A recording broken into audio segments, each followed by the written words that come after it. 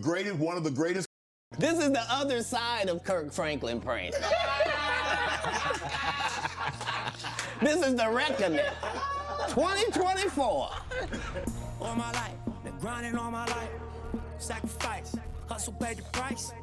Want a slice, got to roll the dice. That's why all my life, I've been grinding all my life. Look, all my life, been grinding all my life. Sacrifice, hustle paid the price. Want a slice, got to roll the dice. That's why all my life, I've been grinding all my life. Hello, welcome to another episode of Club SHAY. I am your host, Shannon Sharp. I'm also the proprietor of Club SHAY, the guy that's stopping by for conversation and a drink today. Ladies and gentlemen, you're gonna love him. Some call him one of the greatest comedians, dead or alive. One of America's greatest entertainers, one of the funniest men on the planet, world-renowned, multi-talented, a comedy legend. He's the top touring comedian selling out arenas. He's a hilarious storyteller, Emmy award-winning actor, voice actor, rapper, writer, producer, director, icon, genius, a national treasure, philanthropist, humanitarian, social activist, a father, one of the great funny men of our generation and any generation, Mr. Katt Williams.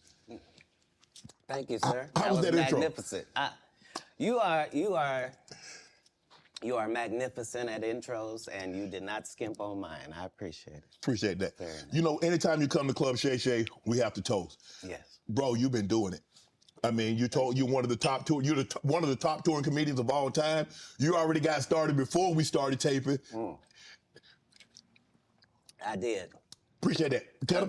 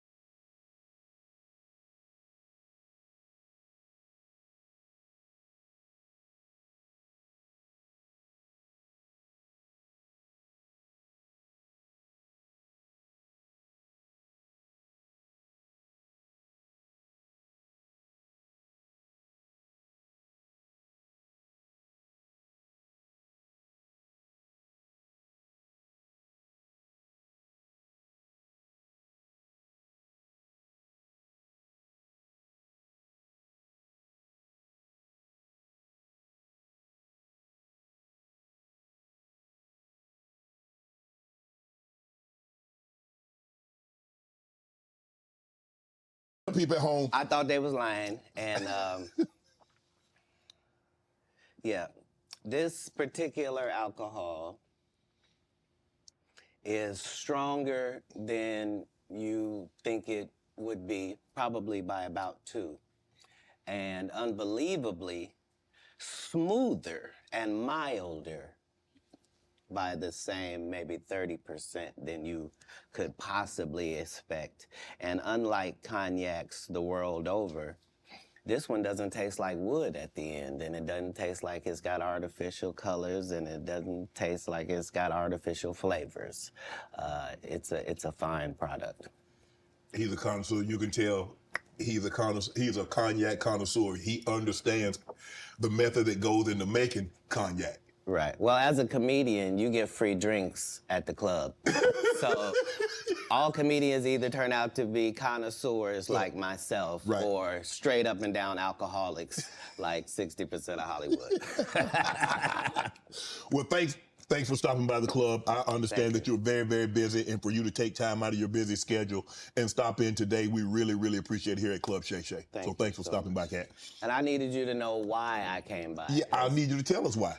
People know I don't go everywhere. I'm not interested in talking to people unless it's like a Larry King or somebody of an amazing ilk that I would actually want to go talk to in real life. Okay. I don't do it so I can sell product, and I got things to sell, so let me come talk. You have a great product here, and as a fan base, we love the attention that you spend on the guest. We love how much work you've done, how well you know them, how prepared you are. The same things that we liked about you in football. You brought that on over to here, and that's why it resonates. And the reason I had to come is because you've made a safe place for the truth to be told. You know what I mean? Thank you. I appreciate that. And I have watched all of these lowbrow comedians come here and disrespect you in your face and tell you straight up lies. I'm talking about things that have never been heard in all of Black Hollywood. They feel comfortable sitting here and lying to you about it. You gonna set the record straight? Are you kidding me? You let Ricky Smiley sit here and you said out that mouth, you stole Friday After Next, the one I was in. I wish all of America fumbled a bit when that happened. And then he said some stuff that we haven't heard in 100 years in Hollywood. You ain't say nothing. This man told you he had Katt Williams' role. He was gonna be Money Mike. Wait. And Katt Williams was gonna be the Santa Claus. Now three quick points. You mean in Hollywood they cast a 5'5" black Santa Claus that weigh 145 pounds? That's your story. Your story is the Ricky Smiley that couldn't even do curse words because he had a Christian fan base. He was gonna play the pimp. Why you didn't ask him why has he played a woman in more movies than he's played a man? Well, I didn't know he shouldn't be able. You wouldn't let an athlete that been on steroids talk about one of the greats. Ricky Smiley can't act because Ricky Smiley can't act. He told you the story about when the movie came out. Where did he say he watched it? At home. He wasn't even at the premiere. You telling this man, you stole that. Oh, so he could get his name in the same sentence with a great one. It is sad. He was just that bitter when we were shooting it. He told everybody, it should have been my role. Everybody on the scene. Why do you think no cast member has ever said anything? He couldn't have played that role like you. I thought he was... Sir, no one... Why no... He was with KD? He beat up Terry Crews? Why nobody know this story? You talking about in Hollywood, they switched off roles. You take this and he... What? When I found Holstinger and I found out about the website builder, I was really blown away. It made building a website from... So Ricky Smiley knows this, and I don't know why he would lose a child and come on the air and start lying. That's why people believe in rituals right there. It's because, well, why would he lie? I don't know why liars lie, but I can tell you this. We auditioned in Los Angeles. Yes. I was audition number 201. 200 black comedians auditioned for the role of Money Mike with me. You're saying all 201 of us was auditioning and you had already had the role and had already shot the role in 4 days? The truth of the matter is, the Money Mike in the original script got raped in the bathroom, and that's what Ricky Smiley was okay with. Katt Williams had to take the risk in front of the studios and the cast and our powers that be in his very first movie and say respectfully, humbly, guys, if we're talking about anything else, I have no credibility and I have no pull. But we're talking about comedy, right, where I have all the credibility and all the pull. The problem with Friday After Next is We're trying to make a classic comedy. And this comedy involves a rape. And rape is never funny, no matter who it happens to or what the circumstances are. If you would allow me to allow us to do this movie without a black man getting raped in it, I promise you that it will be twice as funny as it would be with him getting raped. So considering that's the real story, why would you bring up that story? 35 members of the cast and crew have never brought up that Ricky Smiley was gonna play Money Mike. No one ever saw me put on a Santa Claus suit. We got a wardrobe department. They made a Santa Claus suit for me. Why that wasn't in the bloopers? Why? And here's the other thing. Everything that Money Mike said, Katt Williams wrote. So what Ricky Smiley say on his? You can't say my lines, I wrote them. That's how I already know that I'm gonna be funnier than you. What he told everybody was, Katt Williams, don't nobody know who he is. I'm on the radio. I'm with Steve and Said. Everybody know me. That's what he told everybody that would listen to on the set. That's the truth of the matter. He was so egregious, not now, then. He was so egregious that, and Hollywood has never heard this in 100 years. He was so egregious, I put in my contract that I won't work with Ricky Smiley again unless he's in a dress. Now, what was Ricky Smiley's next movie? Was it First Sunday? Did he wear a dress in it? You bet he did. It's in my contract. Why would you put that in your contract, Katt? That's where he's a believable actor. Him and Tyler Perry can't play a man to save their life. They play good women, and I believe that the best actor should be in the best role.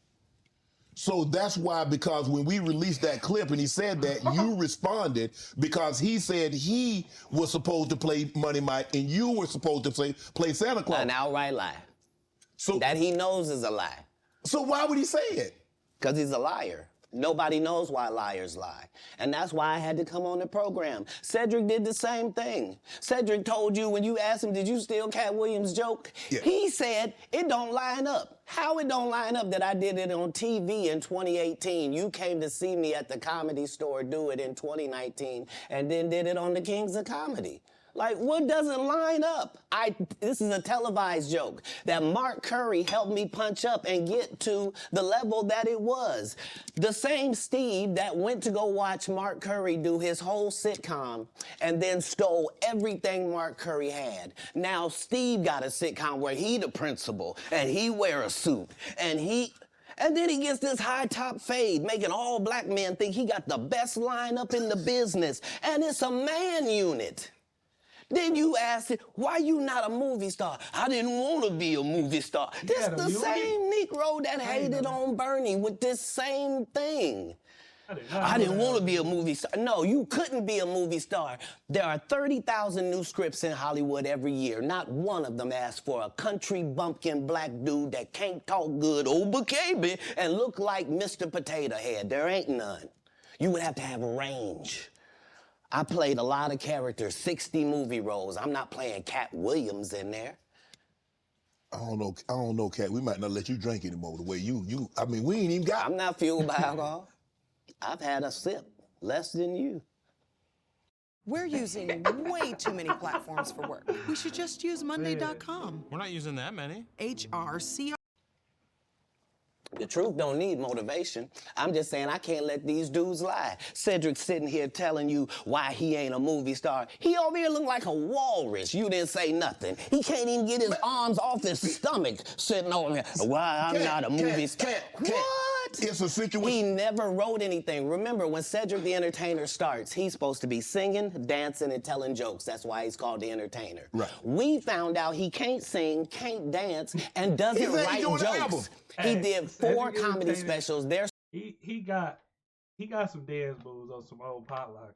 It's this dance I seen on he was doing on TikTok or no on the gram. I'm like, okay, he got some moves for sure. Can't dance and doesn't write jokes.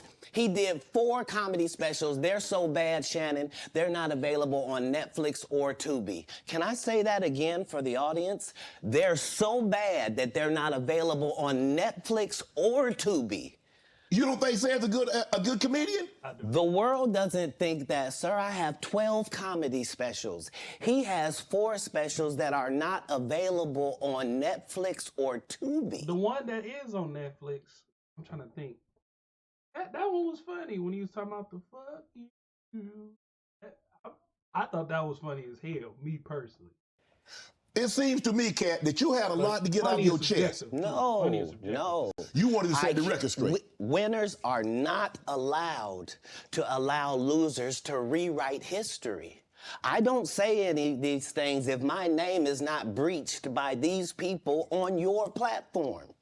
If you give a liar a platform to lie, then I'm not being messy by saying, hold on, that never happened, it's untrue, and there are hundreds of witnesses for each thing I'm saying. So let me ask you this. What is your relationship with Steve Harvey, Ricky Smiley, and Cedric the Entertainer as you sit here currently? For 30 years, they're a group. These aren't 3 random guys.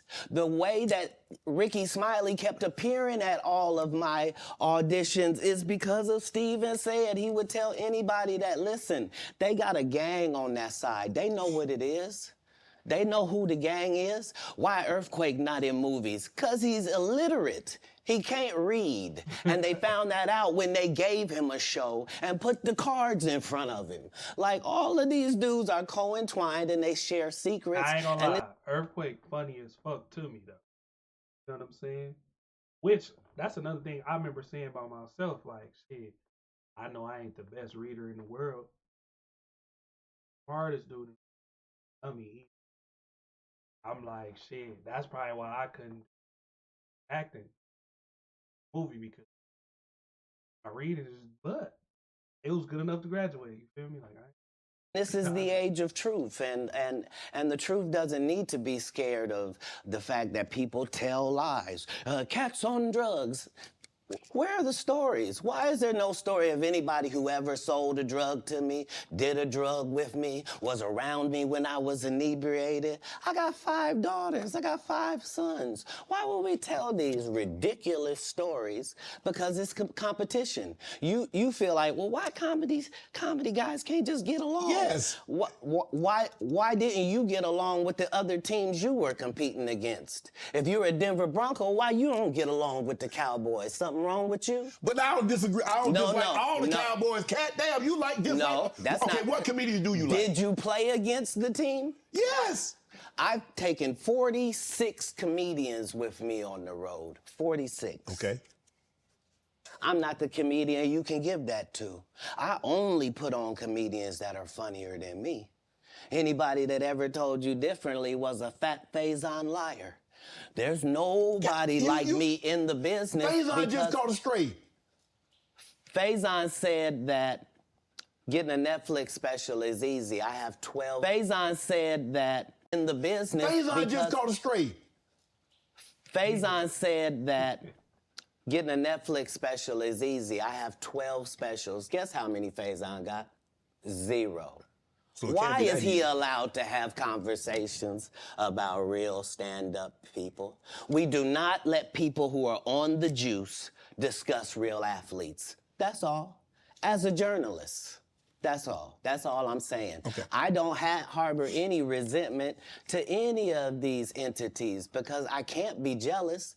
I've never seen them have anything that I ever wanted. If you sign up for their program, you get a light-skinned, weird-faced wife that never do an interview. Oh, man, come on. Listen, in 20 years, won't do an interview. Nobody's ever talked to her, and she's never been interviewed anywhere. And now, understand, I'm not talking about 1 person. What I just told you applies to 7 people. How they all end up with that. That's part of what you get. That I ever wanted. If you sign up for their program, you get a light-skinned, weird-faced wife that never do an interview. Oh, man, come on. Listen, in 20 years, won't do an interview. Nobody's ever talked to her, and she's never been interviewed anywhere. And now, understand, I'm not talking about 1 person. What I just told you applies to 7 people. how they all end up with that. That's part of what you get. I came in this business saying I was going to expose. When I talked about Michael Jackson, when I talked about R. Kelly, they canceled me for these things because why would you talk about another black dude? Race is not where the line is drawn. It's God's side and the other side. And we don't care nothing about the other side. Period. Period. All of these big dick deviants is all catching hell in 2024. It's up for all of them. It don't matter if you Diddy or whoever you is. TG Jakes, any of them. All lies will be exposed. That's all. And anyone who takes that the wrong way, know why they take it the wrong way. The truth is the light. I need to have another one of these. Amen, amen. Shit. I kind of get this one here. Right. After that, I don't really kind of know where to go. Let me one more time. Right. We good now? Because the people want to know, how did he get blackballed? Yeah, Oh, I was gonna ask you that. because in 30 years, I've done nothing but collect. So there's a free website get that will your help you come up with ass. YouTube video ideas guaranteed to get views. Shout out VidIQ. It's I know called that's what it is. answerthepublic.com. Oh, man. Information. And those type of videos is for like white YouTube. That shit is not gonna work for our type of crowd. Knowledge. That's real shit. And your secrets. So if you and a man was in a corner doing something you wasn't supposed to be doing, You will tell it. no, somebody come to tell me. Okay. I gather that. I value that. I'll pay for that. Come, tell me. I know so many things I shouldn't know, and they all know it. They all know it. Why? Because you don't make me the villain. Not the guy that raises black children and ain't never done a hard drug in his life and don't have no stories of doing nobody dirty. And they'll just go out and they'll lie. The industry doesn't mess with Katt because he didn't show up for the studio. No studios have ever said that. Look at my IMDb. It will show you that no studio has ever lost money with me on the script. How? That's why I'm saying, that's why I can't let Ricky Smiley say he was supposed to play Money Mike, because I wrote the words for Money Mike. I designed the hair for Money Mike. I collaborated with the wardrobe department and made outfits to make sure that no one in America would be wearing what Money Mike was wearing. I told them to go get the Prowler. I then told them to paint it purple. I told them don't have an actor playing a pimp. We could get an actual pimp, Archbishop Magic Don Juan to play. Like, I did far too much work for somebody to come years later and try to tag along just for their own self-aggrandizement. Why didn't Cube set the record straight? Terry Crews could have set the record straight. Mike Epps could have set the record straight. Why none of them set the record straight? That's what you were supposed to ask him when he told you those lies that But I no didn't one's know it ever was a heard. lie. Right, but he's telling you something no one's ever heard of. Nobody has ever heard, oh, Ben Affleck and Matt Damon was in a movie, and somebody said, y'all should switch roles. Like, this is a business. But that's the thing, Katt. Normally when people will give you information, I'm thinking I'm hearing it for the first time, and they're giving information no one else knows or have ever heard. So I'm taking them at face value. These are like, this is like Steve Harvey telling people he used to be homeless. That's my story. That's not his story. Steve Harvey wasn't never homeless. When Mark Curry was touring with him 25 years ago, he was making $3,000 a show in cash and doing 5 shows a week. They just tell the stories. Thanks to my wife, I'm where I am. You said that about the first wife. You forget that? You told us it was her, then you went and married somebody else that think like a man. Like, what are you talking about? They think they can rewrite history. Guy Torrey did a beautiful special about the Comedy Store and Fat Tuesday, where he said that Steve and Cedric and Kevin Hart and Tiffany Haddish came through there and made... All lies. Steve and Cedric never performed at the Comedy Store at all. Tiffany was only seen at the Laugh Factory. In 15 years in Hollywood, no one in Hollywood has a memory of going to a sold-out Kevin Hart show, there being a line for him ever getting a standing ovation at any comedy club. He already had his deals when he got here. Have we heard of a comedian that came to L.A. and in his first year in L.A. he had his own sitcom on network television and had had his own movie called Soul Plane that he was leading? No, we've never heard of that before that person or since that person. What do you think a plant is? Maybe people don't understand the definitions of these words.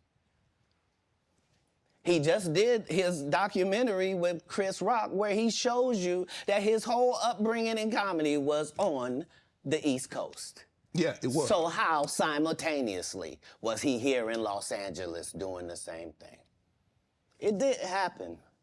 It didn't happen. And I hate to seem like a petty individual for picking apart lies, but Jussie Smollett gonna keep lying until you say we don't believe you.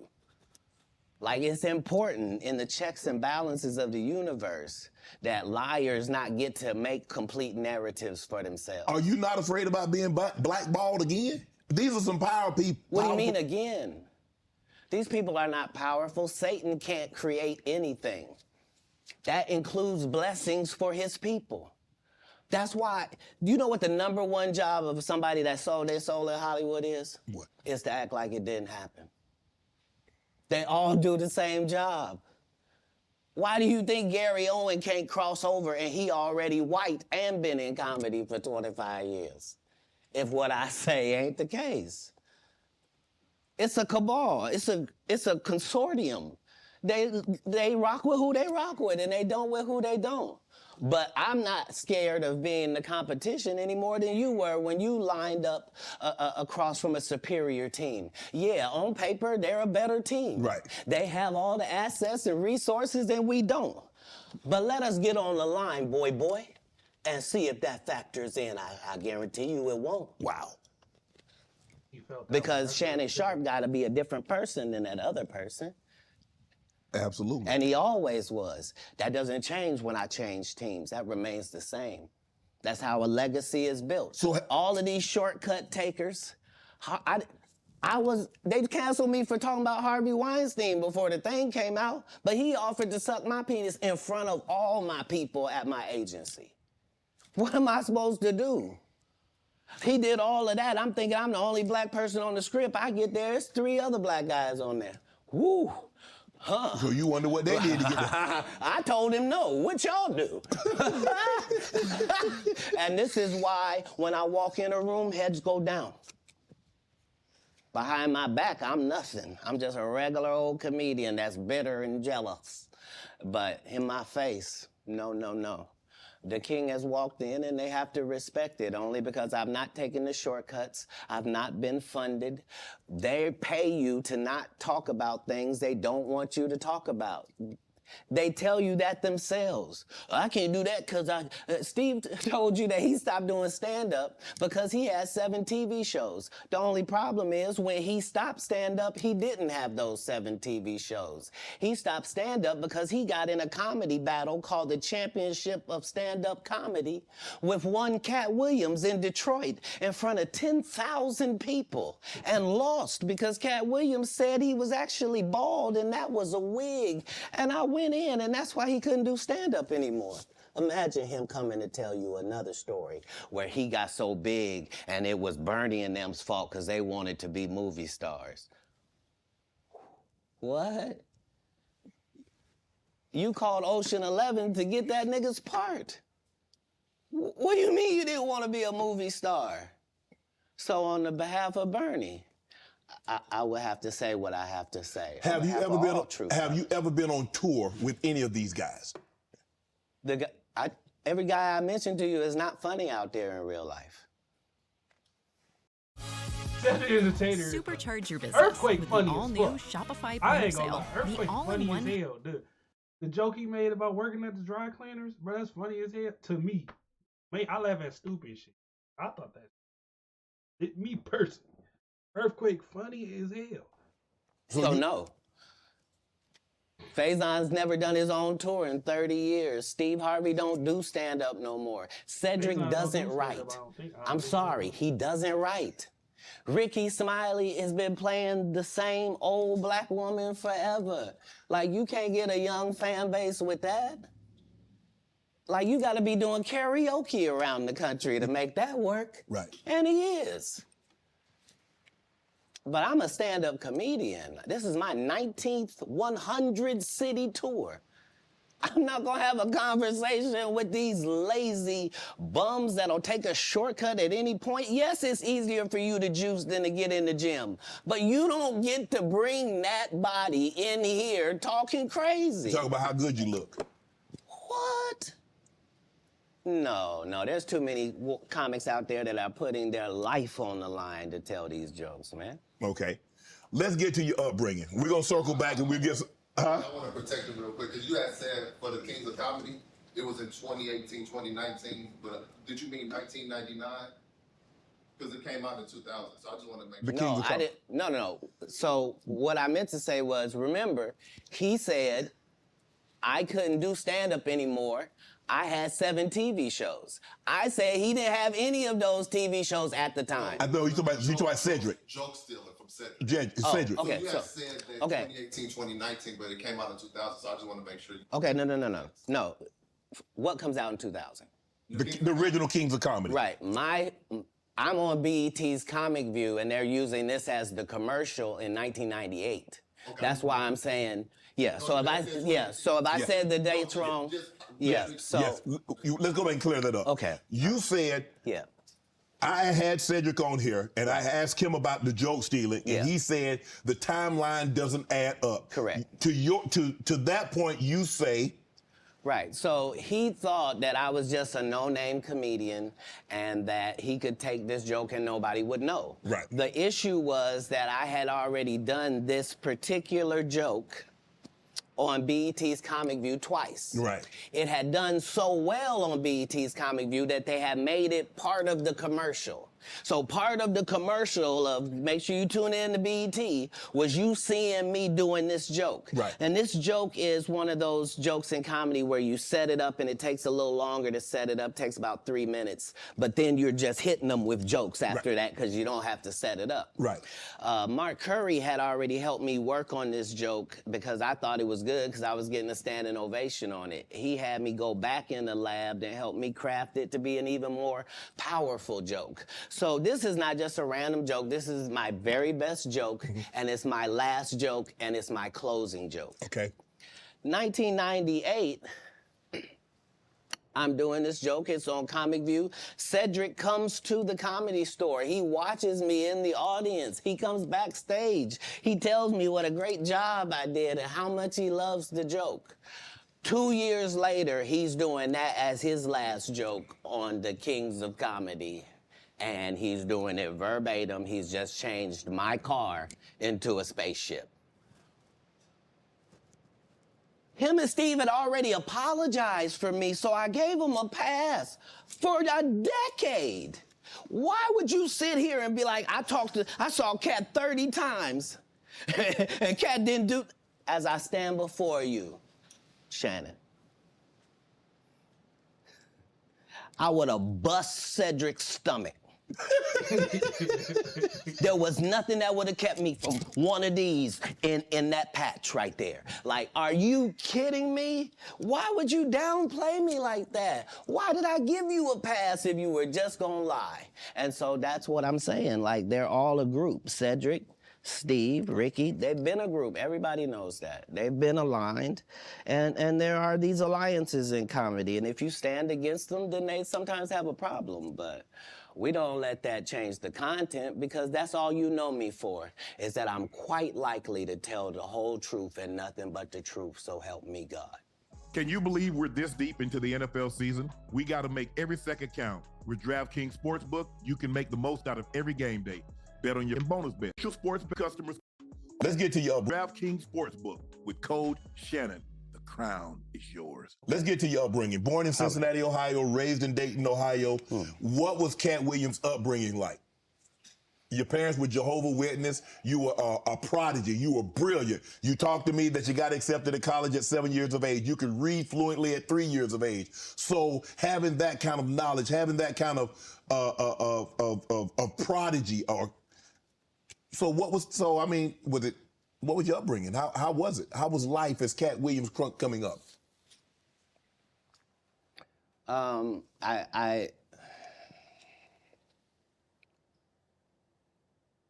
I was often confused because I knew things and I wasn't sure how I knew them. I knew things that I felt like I don't have a reason that I know this, but I love to read. I was voracious because they told me when I was young that knowledge was powerful. That knowledge was power, and I had studied powerful people, and I really believed that. I immediately, my next project was to read the whole encyclopedia set. So when you're like 6, 7 years old, you read the whole encyclopedia set, you think you're one of the smartest people in the world, Right. only to get out in the world and find out you don't know anything, you know? So it was a confusing time, but yeah, I had a childhood. I was grown, but I at 5 years old, I was in front of 10,000 people giving a performance with a full suit and tie on. You know what I mean? So it came full circle.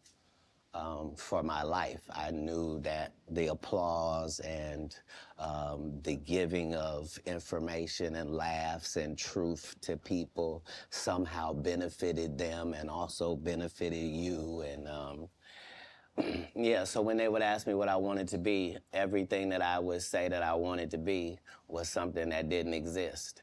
And they would never give me credit for it because I needed to say a doctor or a lawyer, but that's not what I wanted to be. So your parents weren't as supportive as you would have hoped because you were wanting to be things when you got older that they had no knowledge of, or it didn't exist at the time? No, it wasn't that. It was, I'm saying A lot of us dealt with that. I'm almost 100 years old right now, but if we go outside right now, I can run a 4.340 or sub. I can do a 4.16 if I'm there's Jimmy John's across the street. We can order a sub. But you've been on the submarine. That what you sub? So back then it was even greater. So you got this guy that all the coaches want to play. Man, Katt, don't do that. Hold on, because I'm 5'5" in the 5th grade. I've been this high my whole life. Like, there was a portion of school where I was one of the big dudes. Like, as soon as everybody caught their growth spurt, I was out of there.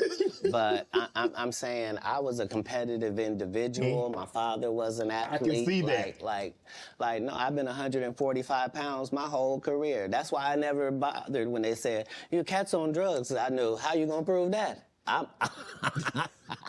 My body is a temple. I've been the same size since I was 10. Like, what do you? Yeah, like I haven't changed off this pivot foot. This has always been who I was before stand up or anything. But it was an interesting childhood. I appreciate my parents, even though I couldn't live within the religious frameworks of what they had set up. But that was more not wanting to live a double life and not want to embarrass my family. You know what I mean? Because I read where a form of punishment for you is that they would take books because you mentioned you were such a voracious reader.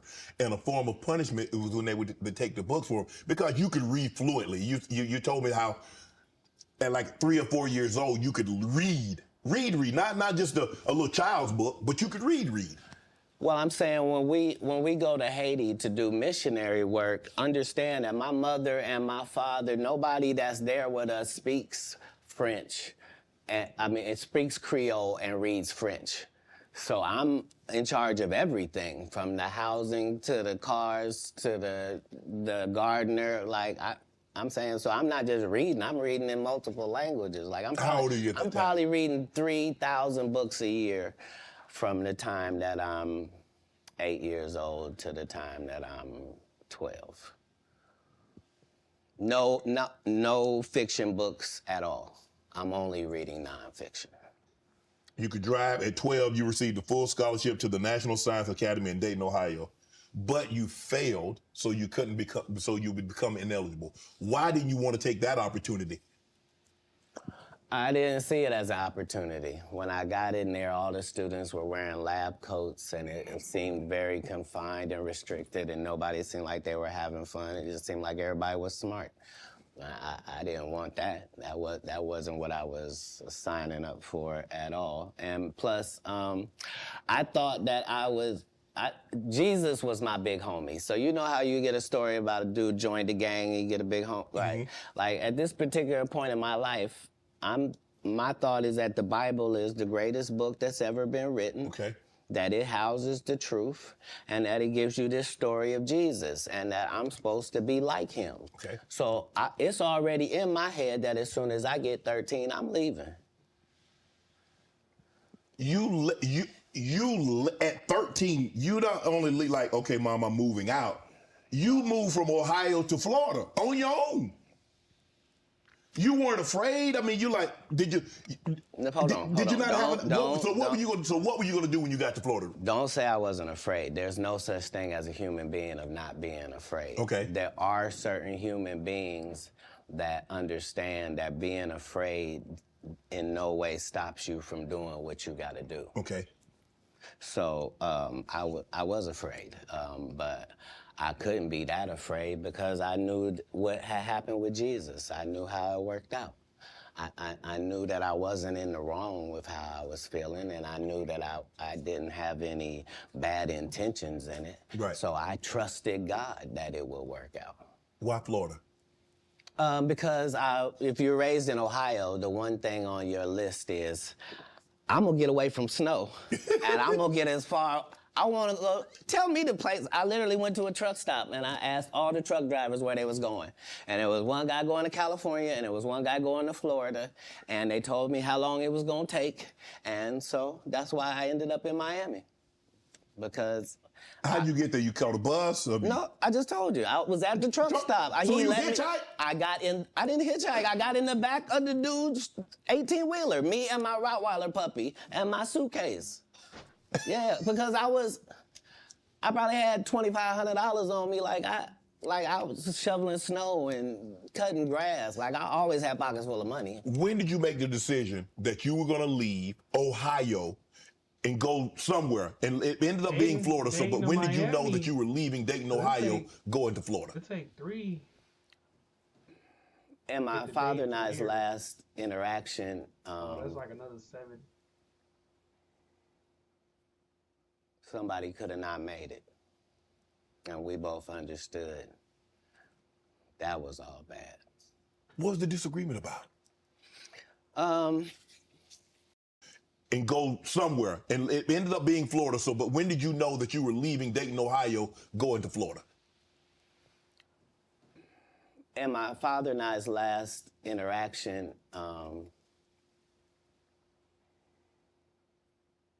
somebody could have not made it. And we both understood that was all bad. What was the disagreement about? If you say that my family is very religious, just say I'm not. So anything that I'm going to do is going to fall out of the guidelines. Right. But I'm not going to let you tell me what I'm going to be, especially if what you're saying is wrong. I can't condone wrong. And if I find out that something is wrong and I tell you it's wrong and you don't back me, that's what it is. Even as a young child, you were willing to tell your parents that some of the things that you're saying doesn't coincide with what I've been reading in the Bible. No, very simply. Don't try to disfellowship me for sexual acts and I'm a virgin. Sorry, God don't make mistakes. You don't get 2 times to fuck me over. What do you mean you went to God and he told you I was guilty? You just lied on God. So long. That's it. There's no conversation. Deuces. That's what it was. That's when you made the decision. After that conversation right there, you say, nah, I can't live under this roof. It wasn't a conversation. It was an altercation. In the altercation, I love my father. My father loved me. But we are 2 men at it. It'll never be the same again. You can't sleep comfortably around me. And I can't sleep comfortably around you. How similar are you to your father? I don't know. He's a great man. I'm saying, because it seems like y'all butted heads. Right, but I'm saying that generally happens with a father-son dynamic. It was just that religious relationships are always difficult in families. They always are. Before it got to the point, because the dynamic, he's father, you're son. Before that dynamic and you step up on his level and you challenge him, you felt it was best for you to leave. No. I'm not being challenged. I'm being beat to death. Oh, he was abusive. I didn't say that. I said we were in an altercation. Oh, I see what you did there. I saw what you did there. I saw what you did there, Katt. Yeah. I saw what you did. You was in an altercation. You didn't say you lost. You said you was in an altercation. I in no way gave you the impression that I won anything. I'm the one leaving. I'm out of bounds. This is his house. Right. Yeah. You So as long as I'm going to be under his roof, You there respect are your baby certain father. things that I'm going to have to do. Right. And the only way that's going to change is either this or that. And I'm saying I had two younger brothers. Like, I'm not an unreasonable person. Like, I don't have any mental issues whatsoever, despite what they lead people to believe. You know, I make pretty good decisions. Were you not? So how was their relationship with your father? Were you not afraid to leave them? Yeah. Back by ass. Por siempre soy tuya, por siempre un sí. Every kiss begins with K.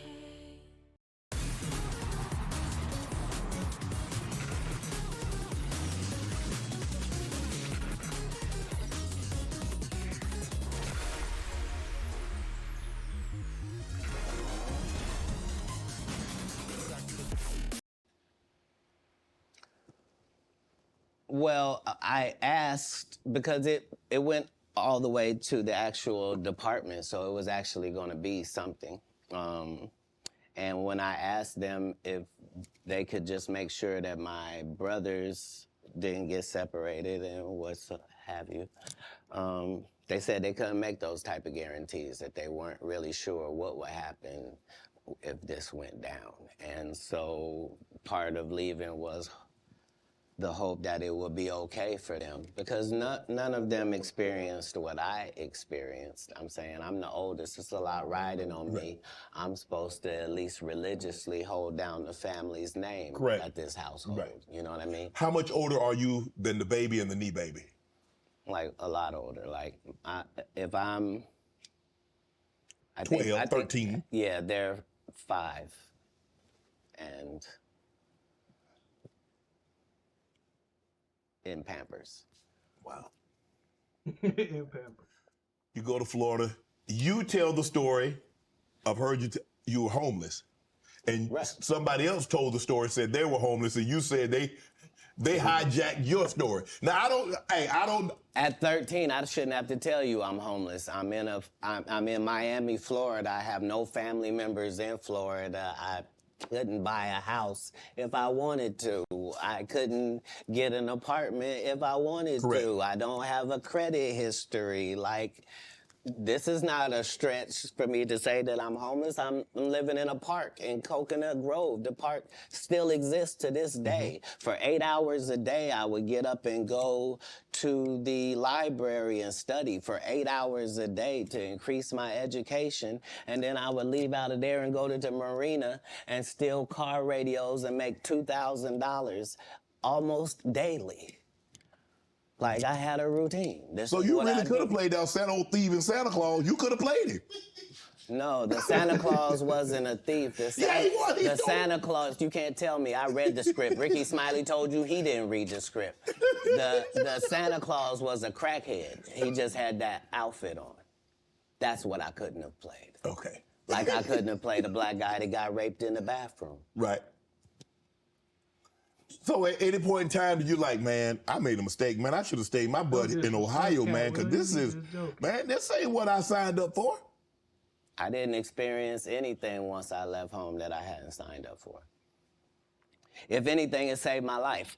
Me being homeless for that small period of time allowed me to see all of the people that were in that situation and to see that these were lawyers and doctors and teachers, and that these people were white and black and Asian and Indian, and the only thing that all of these homeless people had in common was they made a bad decision and aligned themselves with drugs. And I interviewed them all. What drug? And guess what, Shannon? What? Nobody had a great story. Nobody had a great story of what meth had done for them, what crack had done for them, what cocaine had done for them, what heroin had done for them, what speed had done for them. Nobody had them stories. Everybody's story was, I had my life together. And then I decided to do this dumb thing. And I lost my wife, I lost my house, I lost my cars, I lost my reputation, and now I'm out here sucking penis in the woods. What? Talk about scared straight. You ain't got to worry about me. If it ain't weed or nicotine, you won't see me touching it. I don't want no parts. I done seen what these things can do to people. Anything that take over your free will is the devil itself. Have you ever thought about what your life would have been had you stayed in Dayton, Ohio? No. That's like asking somebody that's in the NBA for 14 years, like, what would have happened if you didn't come to the NBA? Well, I shudder to think. I thought it was what I was made for. I thought it was what I was built for. Anybody that knows me will tell you that when they first met Katt Williams, when I was Cat in the Hat, and they tell these stories about how he changed his name. Look, the truth of the matter is Disney sued me. Yeah, I was Cat in the Hat. They sent me a cease and desist letter, and I'm not even making $25,000 a year. And the mega company Disney has sent me a cease and desist telling me I can't use any variations of that name. Fine, I'm Katt Williams. That's all that happened. I have been this same product the entire time. They will tell you when they first saw me doing stand-up, I was just like this. This is what I bring. This is my style. When did you know were you always funny? Did you always want to be a comedian? Did you stumble on the comedianship? No, I loved what they did, and so I studied them, all of them. I studied all of the white comedians because I wanted to know, why is Monty Python funny? Why is Don not so talented? I wanted to know, what is George Carlin's thing? Like, so I studied all of the comedy masters regardless of the field because I loved to laugh. I didn't know that these people were making a great living at doing this. I thought this is just what they did. They tell jokes, they're funny people, but I loved the craft. And that's why when I got into the craft, I thought it was my obligation to make sure that I kept writing new material so much that it forced these comedians to stop doing the set they've been doing for 10 years and keep writing some new stuff. And I knew that if I could get that to take on, that most of these bums would have to just quit comedy because they can't keep up. They're not gonna keep writing an hour worth of material. Right. I've written an hour worth of material 19 times. They're not gonna do it. Why? Because they're not creative writers. They want to get somebody else and have them write it and put it together. So if I'm listening to you correct me if I'm wrong. I think the best thing that ever happened was the internet. Because now they have to. Because normally, like you said, you could do a set and you do that set in Kansas City, people ain't heard it in San Francisco. People ain't heard it in Miami. They ain't heard it in Detroit, Chicago, Atlanta, so forth and so on. Now you do a set, it's on the internet. Somebody heard it. So you can't do a set and make it last 3 months, 4 months. Well, it doesn't allow the regular comic the ability to grow is the real problem. Like, the part of comedy is me taking these jokes in January And by March, I've begun to craft this joke. Okay. It's not as simple as it was. When I wrote it, it was just da-da-da-da-da. But now it has the complexities of the fact that I'm having to deliver this to an East Coast audience, a down South audience, a Midwest audience, a Utah audience, a Colorado audience. And so it begins to take on a different complexion because you're having to deliver it to different people. Okay. And so this is what sharpens your joke. You then take those sharpened jokes and make a special. Not you just randomly take some. So it's a process. You don't allow them to process if the first time the guy did the joke, now that's his joke and the joke is everywhere. That just sets it up for people to steal. So how many times must you tell a joke before you master it? How many times have you had to sleep with a woman before you're done with her? That's not fair. If it's great, never. if it ceases to have usefulness, so it has been spoken. Right. I read that you was raised in Florida. You had some help, some ladies of the night. No. That's not true. No, that whole story doesn't take place in Florida. That story takes place in Oklahoma City. Okay. So after I'm in Florida, I then join, I try to join the Marine Corps and they won't accept me because I'm too young and I've lied and told them I'm 16 and my family's moving down and I don't have my ID, but it's coming. And so they let me go to the boot camp, That's not gonna work now. Okay, so I've learned that lesson. Right. So then I get this job selling stuff door to door. Across the country. And so I've been to all 50 states. Again, I'm 14 years old. So I did that. While I'm doing that, one of the places I'm at, I'm in Oklahoma. And I've decided I'm gonna stay here because of meeting these ladies that you're talking about and that situation. I don't know at the time why that's important in my life or why it's something I should be doing or any of that. But now later on, it certainly helps me in formulating Money Mike for Friday After Next. Right. And a pimp named Slickback for the Boondocks. Oklahoma, so San Francisco, Oklahoma, Sacramento. From Florida, you moved to the West Coast. So you traveling.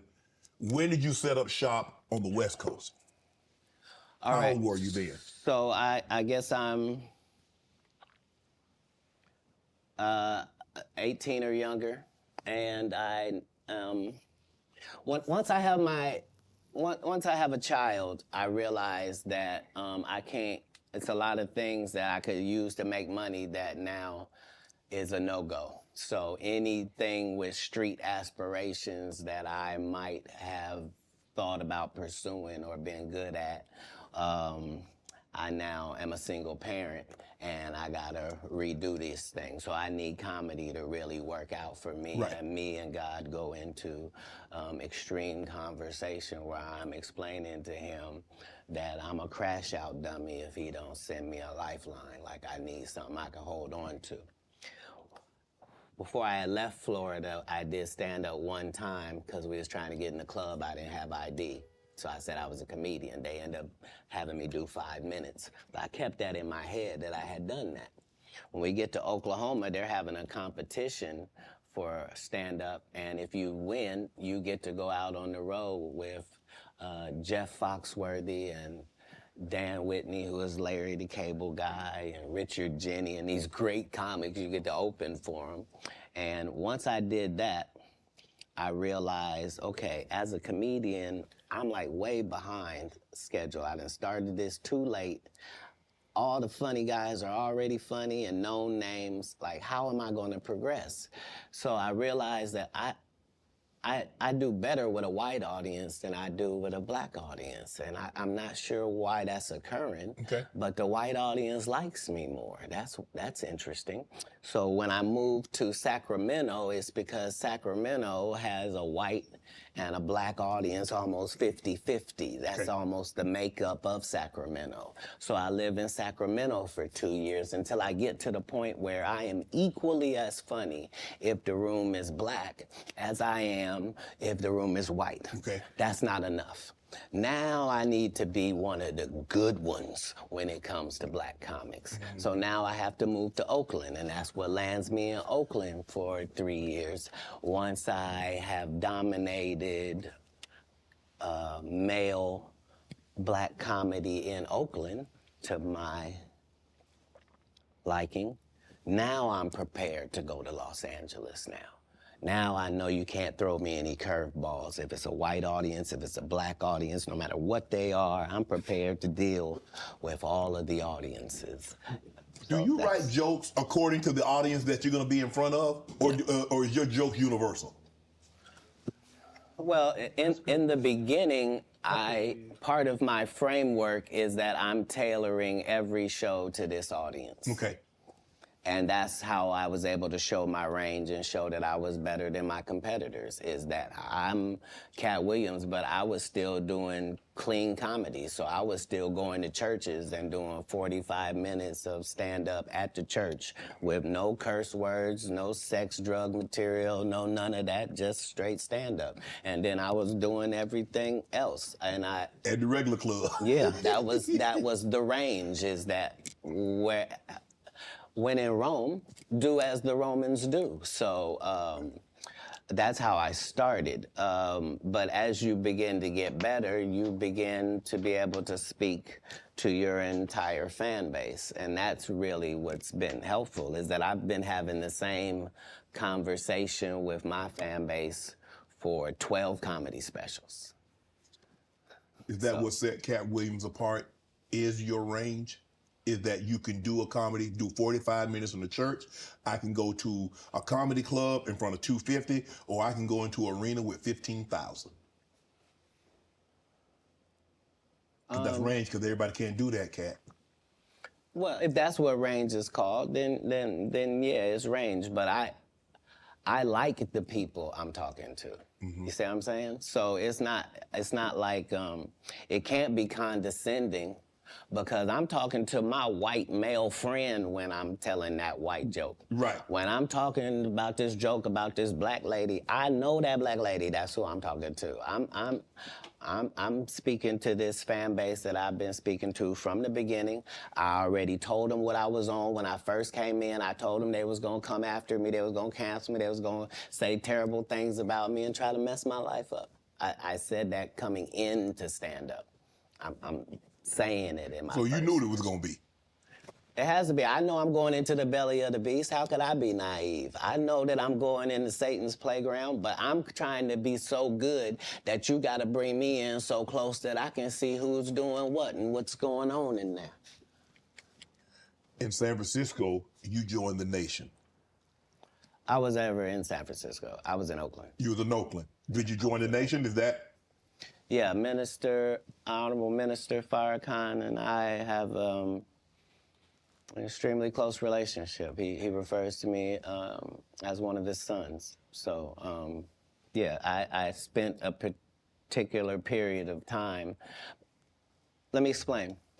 Yes. Because my particular background was already religious and super strict, right? I didn't find out about other religions by reading about them. I went to their religion. I don't want to learn from Jewish people from outside. I want to be in a synagogue. I don't want to learn about Muslim people from, I want to be in a mosque. I don't want to hear about the Baptist or the Pentecostal. I want to go to their church and see. And so that was the religious discovery that I was on through that period in my life. When did you know you were funny? Probably about 10 years ago. 10 years ago? Yeah, about 10 years ago. So you didn't think as a child, because obviously you said the very structured background, your family was very religious, so obviously you didn't get an opportunity. I never did a talent show. I was never in any extracurricular activities. I was never in drama. I was never in band camp. I was never a Boy Scout. And you didn't stay in school long enough to get funny because you dropped. You understand. You understand. So there was no, I don't tolerate high school games. I didn't go to high school. I don't know how most of the games they think I play, I'm not even aware of them. But Katt, for you to get on stage, and Yeah. like I said, a lot of people, like a lot of comedians, I had a few here, Yeah. they're like, okay, I told jokes to get girls, I told jokes to, get people to laugh at someone else. Yeah. But you is like, you say you did comedy one time in Florida. Yeah. And you had this other opportunity, like in Oklahoma, that they were going to take you out if you won the talent show. You was going to go on the road with these well-known comedians. And I did. But I'm just saying, how in Florida at 13, 14 years of age, you like 16, I can do that. Well, because I knew that there were a lot of other things I could do. Like when I looked at drug dealers, I thought I could do that. Yeah. You But see what that's I'm saying? easy. So right, and who doesn't like that? Right. Huh? Yeah. I'm trying to figure out how I'm gonna make it. But now that I gotta do it on this side, but no, your question was, when did I think I was funny? I never was my biggest fan. To this day, I'm not the biggest fan. I'm a fan of comedy. I like great comedians. Like, I like Chappelle. I like Patrice O'Neal. Like, I like the greats of comedy because I do. Like, I like Ron White. I like Bill Engvall. Like, I know comics. Like, people that did the craft, they raised me. I was touring with Steve Marmel and Richard Jenny and real journeymen. Mm-hmm. So my comedy upbringing was standard. I thought you had to work all night, every night, all around the country, and you had to write jokes, and that you were trying to write jokes that other people weren't writing, and that your job was to be funnier. Like, people that know me will tell you I've been on this. Like, I had a list of all the black comedians that were more famous than me. There was 300 of them on the list, and I had to be able to cross them all out before I could make it to the next level, before I felt like I was funny enough to do that. And so I appreciate what competition does for sports and for my particular sport. And comedy is a sport. What gave you the confidence that you could get on stage? You remember I was 5 years old on stage. Okay. So performing in front of people was no problem. But I was reiterating God's word at that point. Oh. Now, I just have to make sure that the content is good. If the content is good, what part can I not do? I'm a vessel. He's given me these gifts to be able to do certain things, so I just want to utilize them in my craft. That's all. Do you remember your first set? Mm-hmm. How long? 5, 10 minutes? No. I think 3 minutes. 3 minutes? Yeah. Standing ovation, boos, some applause, some jeers? No, none of that. They applauded like I was a professional at it. But now looking back, I understand, because you gotta understand, they were all thinking, he don't even look old enough to be in here. And we don't have any black guys that live in this town. Right. Where did he come from? And then he gets up there, and for 3 minutes, he's talking about the fact that he is the entire black community. Right. And he is as disappointed in them. It looked like they looking for where the rest of them is. And so is he. And that was his set. But I understood from that point that the truth is really the commodity, and the fact that we are all individuals and all separate and all our own islands, but not in real life. In real life, it's only 5 or 6 different types of people, and you're gonna see them everywhere that you go. And all my enemies all look the same in the eyes, whether it's Faison, Wanda, Aries Spears, they all look like... Man, what you got against Wanda Sykes? You think I don't remember that? Sir? Wanda Sykes and Wanda Smith are 2 separate people. I mean, Wanda Smith. And I had only said one name, sir. Wanda Sykes I'm is amazing. I love Wanda. And I agree. I love Wanda. That's my girl.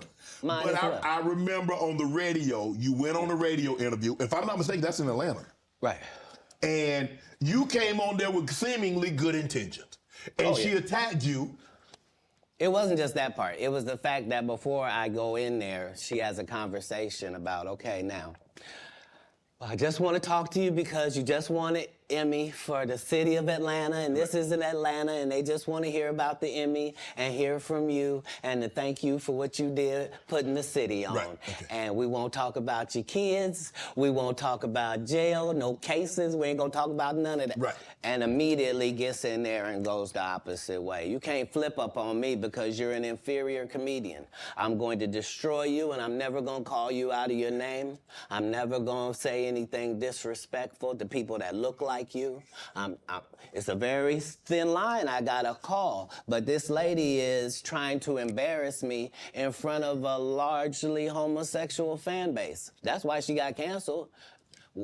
Gay people don't take it kindly that you would, as a derogatory, call me gay. Gay people don't feel like it's derogatory.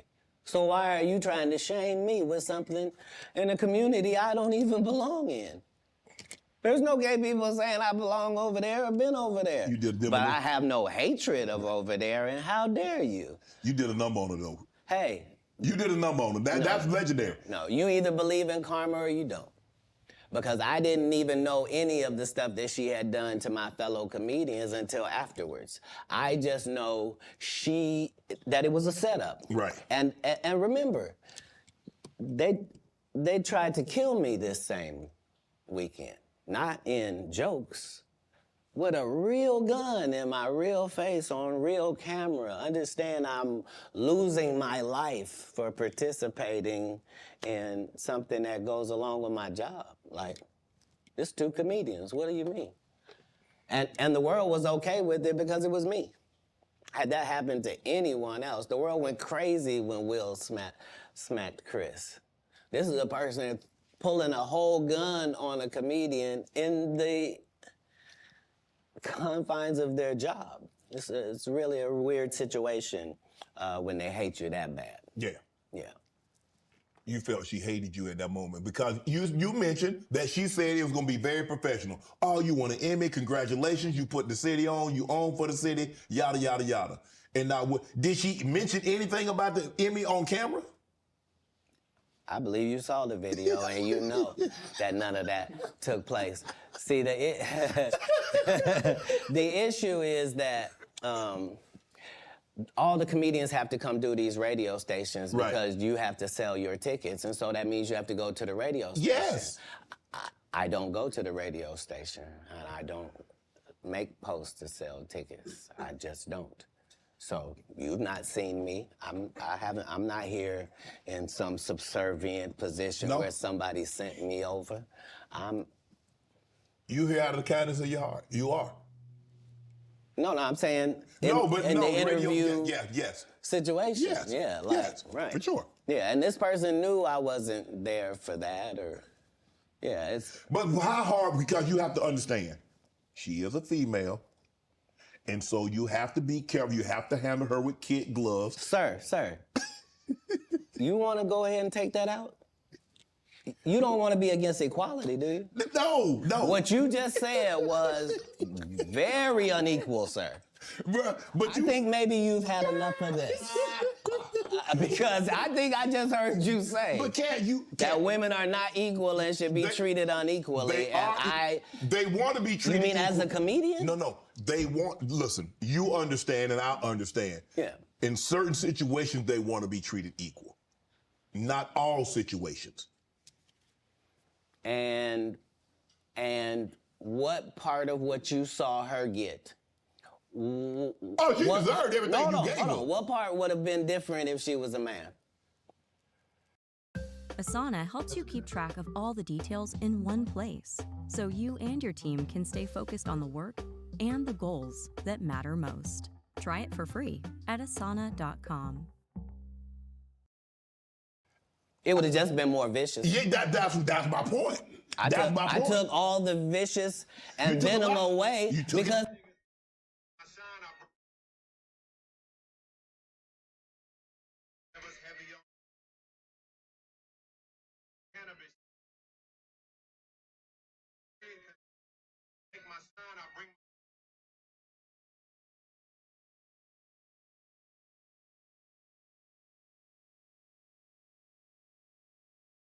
Harlem swing, Jesus with diamond thorns, ludicrous.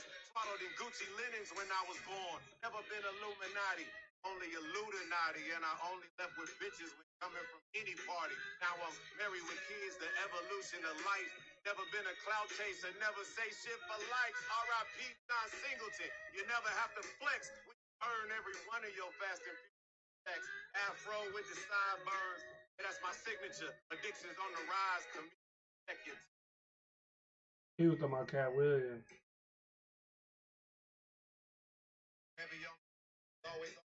I didn't have any. Plus, I understood. I'm not trying to offend black women with short hair. I'm not trying to offend heavyset women. I'm not trying to upset fellow comedians. I'm not trying to do any of that, and I am qualified to be able to do none of that and still eviscerate you because I'm smart enough to know that I need to say that you have gnarled fingers because I know your limited education means you don't know what the word means. So you can't possibly respond to it. You're not sure of the meaning. And I'm going to continue hitting you because this is what comedians do. Right. You've been masquerading that you're a comedian too, and that's the fallacy. So nobody in boxing fights out of their weight class. If you're a 130 pounder, you don't just show up with the 160 pounders. You stay in your weight class. Is that what you wanted to do? No. That she was out of her league when it came to because I didn't want to do any of it. I know you didn't want to, do any but of once she took it there. Did you feel that you had to go there? Oh, you go where? You could have said, Wanda, I didn't come here for that. I just want to do the interview. I just want to talk about what happened. Oh, you misunderstand my job. My job is to be funny. My job is to be funny first. My first job is to be funny. My second job is to be respectful. My third job is to be immaculate and Gaza strip it. That's non-political. I'm saying, if you do it, you let a terrorist accidentally touch over here, and I won't stop burning you down until there ain't nothing left. It'll literally be rubble on top of rubble, and I'll still be bombing. Why? Because that's why you should mind your business.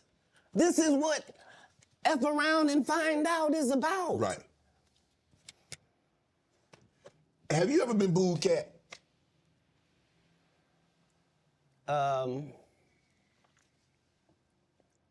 Yes. Yeah. I have. What was that feeling like? Did it want to give up? Because because when you have, I don't know how early it was in your career. Obviously, it hadn't been I don't think it's in the last decade because you've been immaculate. Have you ever dropped a pass? I have.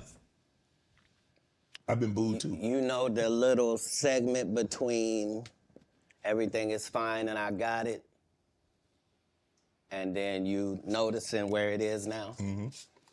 Yeah, it's that. The thing about as a comedian, the audience's opinion is the only opinion that matters, not you, the writer, not none of that. And so I don't think any comedian has ever been booed unnecessarily either. They deserve it. Oh yeah. I'm saying, what do they say when a guy shoots the air ball in the NBA? They say air ball to make sure everybody knows. But again, he still got to get back on D. Right. Like the game didn't end. He don't get to throw his hands up and sulk. Right. That's supposed to be used as a learning experience. Most comedians don't get booed enough.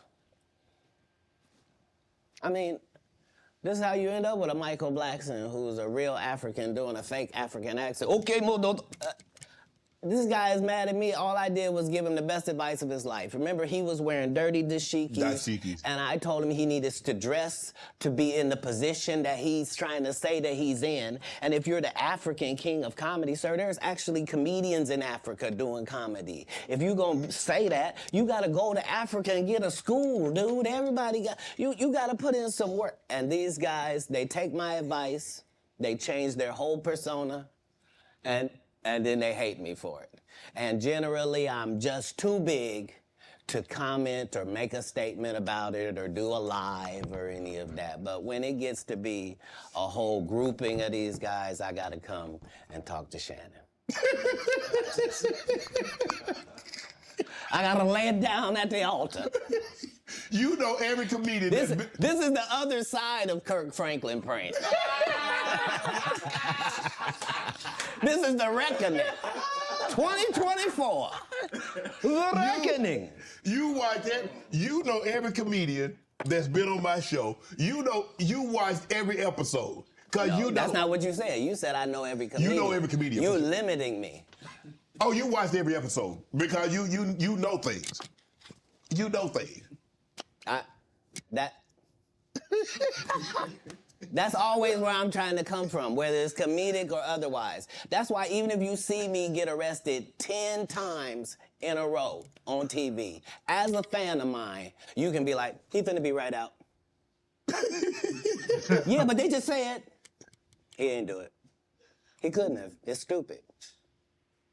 Why would he do something stupid knowing he got to come back and talk to us?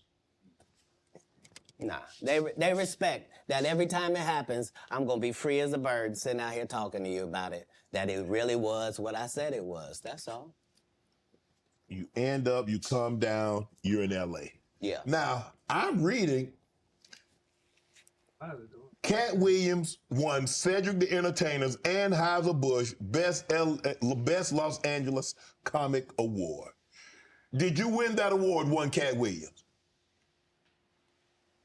It's a simple yes or no. It's not a rhetorical question.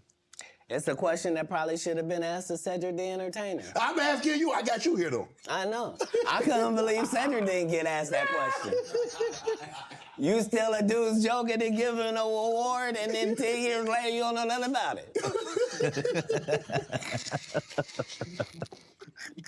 Hey, but I promise you this. What? If he sees me again before he sees you, he'll be talking different when you see him. That's for certain. That's the difference. That's what these comics understand, is that I'm not doing nothing for clout. I don't even recognize clout. But eventually the Lord is gonna let me and you be in one hallway. A lot of these dudes go, Kevin Hart done went 25 years without ever being in the same building with me at the same time. If I go in the building, he walk out. You've never seen us in the same building ever in 25 years. Like, it's like that. Why? Why? Yes. Because I'm really the product. It's not what you think. I am never under the influence of anything. I'm always in my right mind. I'm always a physical specimen. And when you see me, I'm much, much bigger than you had thought. I have far less play in me than you would like. And I'm relentless. I'm out there. I'm still, to this day, I play 11 games of basketball with a 20-year-old. The record is 92-6. This is just in the yard, just to the rack, just cause. You work out, Katt? You work out, Katt? Not to the gym. You don't work out in the gym? You do push-ups, sit-ups?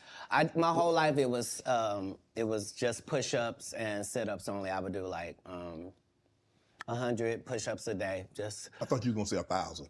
No, because this is literally every day. Right. This is not for the gram. You know what I mean? Like literally 100 a day. And I would do push-ups, and then I tore both my rotator cuffs. And so it was only thanks to golf that I was even able to get my You a golfer now? back. I've been a golfer for quite some time. My short game is impeccable. I can't get you but 2 and some change off of the tee.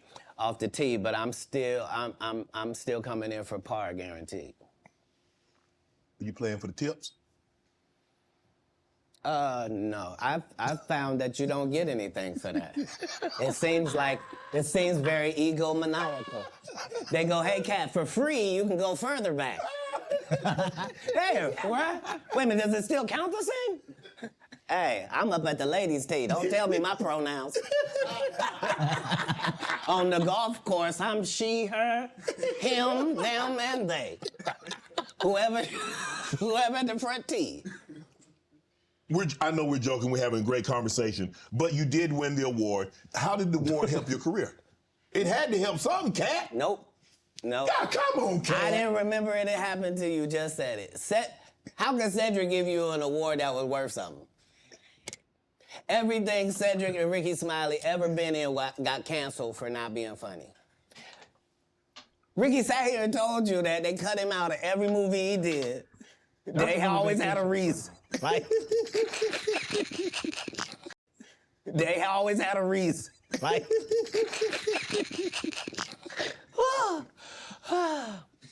that's why I'm funny, because I'm a happy person. I laugh all day long. I can't even imagine the misery of these bums. Just to not be good at what you do, not work hard at what you do, but have to act like you the best at what you do. It is crazy. It's crazy. But they be touring, they be doing like 100 shows a year? That's me. I don't run into none of them. That's what I'm saying. If you a Faison Love fan, you mean you've been a fan of him for 32 years, you still waiting on him to do his first special? You mean to tell me if Steve Harvey, your favorite comedian, you mean you've been waiting for him to do stand-up for 15 years now? I mean, Steve got a lot of other... DL's still out there. None of those irons matter to stand-up. Who cares that they wrote a placard for you to do Family Feud on? Like, you're successful because we're surprised you can talk for a living and it's entertaining that you're gonna say some funny country things. But not a writer. Right. Not a writer. How did you develop Money Mike and get it? Everybody talk Money Mike. How did you come up with that and said, you know what, this is how he should dress, this is how he should talk, this is how he should look, this is the kind of whip he should ride, this is how he should talk? So if you'll remember that was my first movie, just understand that what I did then, I've done with every single role, whether it was an Emmy-winning role or whether it wasn't, whether I was playing somebody homeless, whether I was playing a dirty vagabond on Atlanta, whether it was an eccentric guy in First Sunday, regardless of what the role is, the first thing I do is erase me from it. Okay. So anything that I would naturally do, that's what I'm not going to do because I'm playing a different character. You're playing the character, okay. Right. So I then create this person based upon real life circumstances. So I don't have to wonder what a pimp thinks because I've been in that position for a little while. I also worked manual labor for some time in my life, so I don't have a problem paying somebody that works, and I don't have a problem being a go-getter because I'm a go-getter. So I bring whatever I can to these characters. I was able to, the first week that I got the script, there was a pimp guy that used to be a pimp, but he wasn't anymore. He was a rapper now, and his name was Mac Minister. And he had been a pimp and was getting ready to be a rapper. And I had never done a movie before. I was a stand-up, and I'm getting ready to do the movie. And so I was able to craft what a real pimp was like, what was too much. I didn't want to be stereotypical. Right. I did the research. I saw how many times people played pimps, and they were always... It was always something weird about them, I guess, because it's a weird job, you know what I mean? Right. And I wanted somebody that didn't seem like none of that he really thought it was a business and treated it like that. And so, you know, adding those levels to acting is what all actors do if they're not Steve or Cedric or Ricky. Like, you're trying to create a character. You can't just be Faison in every movie. Like, you just gonna take your shirt off on every movie? Like, why does it say that in your script? Man, let Big Worm live. Let him breathe, Katt. Let Big Worm breathe. Stall him out now.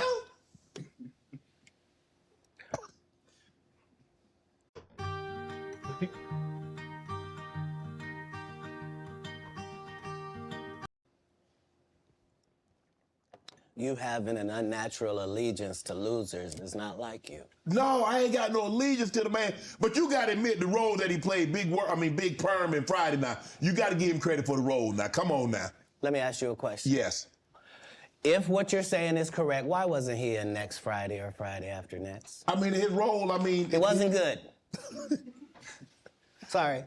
There was a lot of people that appeared in the first one that weren't in the second one, Katt. I'm just telling you why.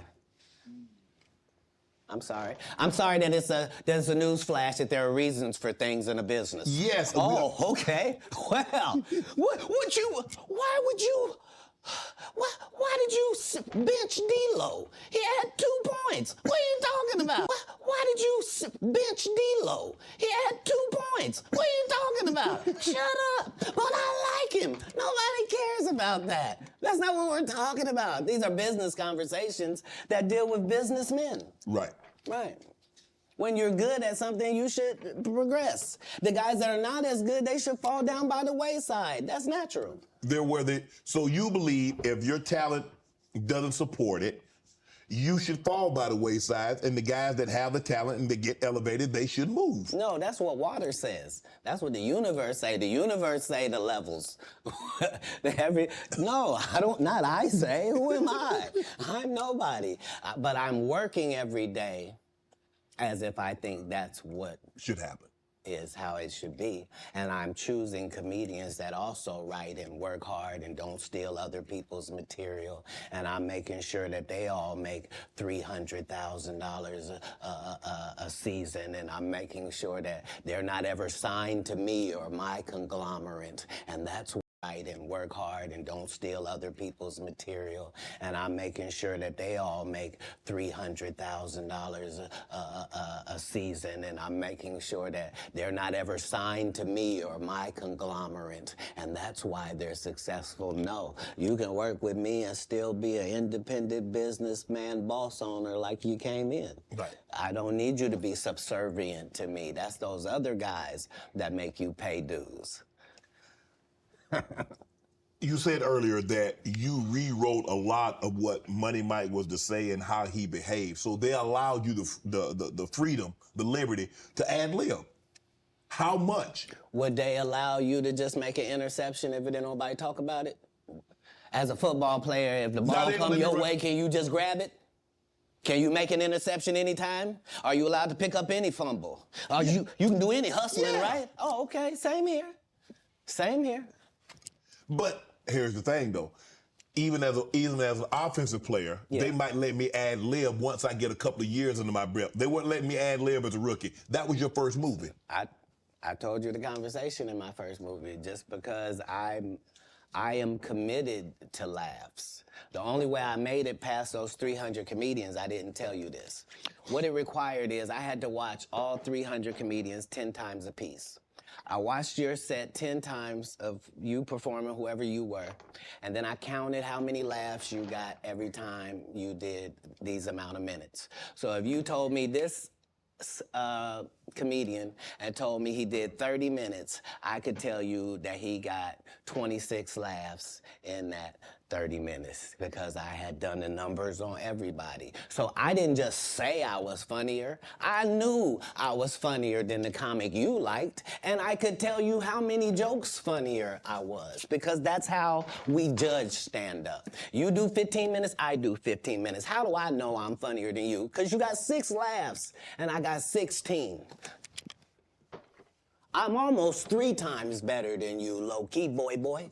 But I'm never gonna tell you the formula. So you gonna keep just going out there telling jokes. Now understand that psychologically, the audience by 10 years is convinced that I'm funnier than you. They just don't know why. Because I'm putting out more content, better. I had Terry Crews on here. He said at the time that you did the movie, you were homeless. Is that true?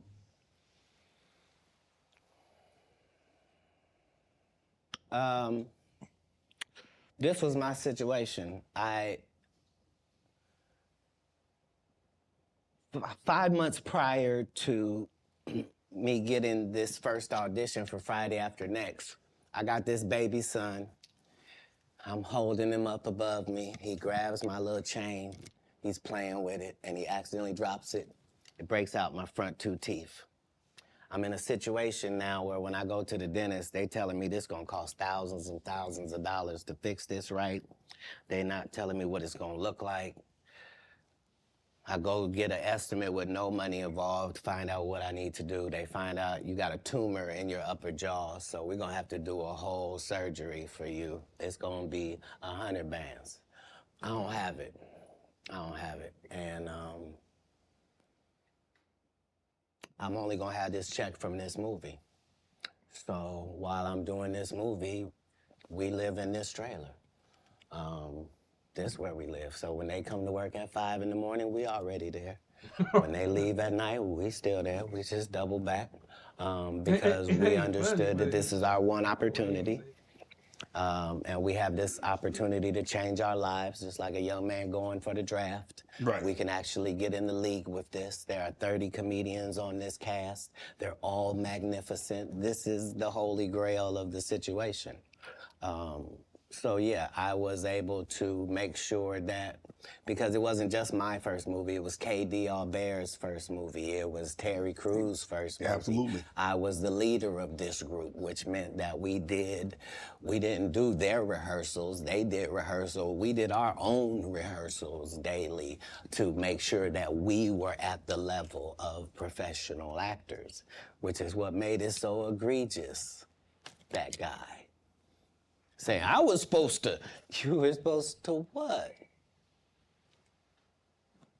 Katt, he did have a good part in the movie, man. The Santa Claus was funny, man.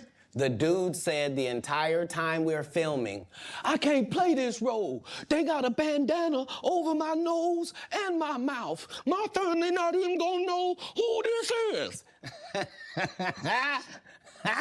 So yeah, tell your story. Terry Crews also said that you guys had a lot of conversation, that this was your opportunity and you needed to seize this moment.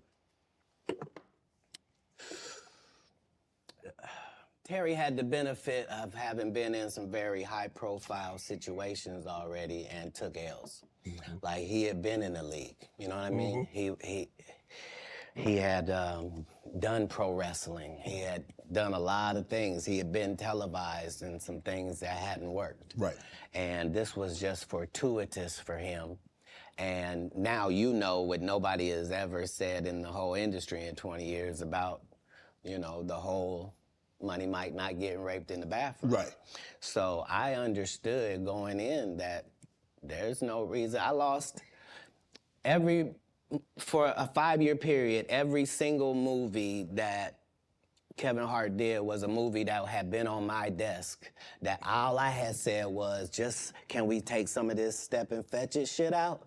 And then I can do it. Like, it don't need to be overtly homosexual, because I'm not homosexual, right? It doesn't need that to be funny, right? Mm-hmm. And me saying that and them going, oh yeah, no problem, and then going to give it to this other guy and having him do it just like it was, and acting like I'm a bad person because I keep standing on my standard. But yeah, it's interesting, but I wouldn't change it for the world. Like, again, I'm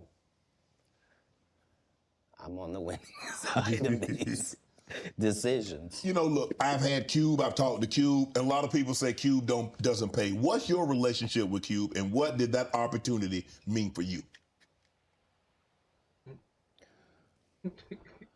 Well, the ungrateful bastards that would say anything about Cube's payment, you shouldn't even talk to them anymore. Like, you don't go to Goodwill, you don't go to a Goodwill thrift store and go, look at all this cheap ass shit. Why don't you shut up?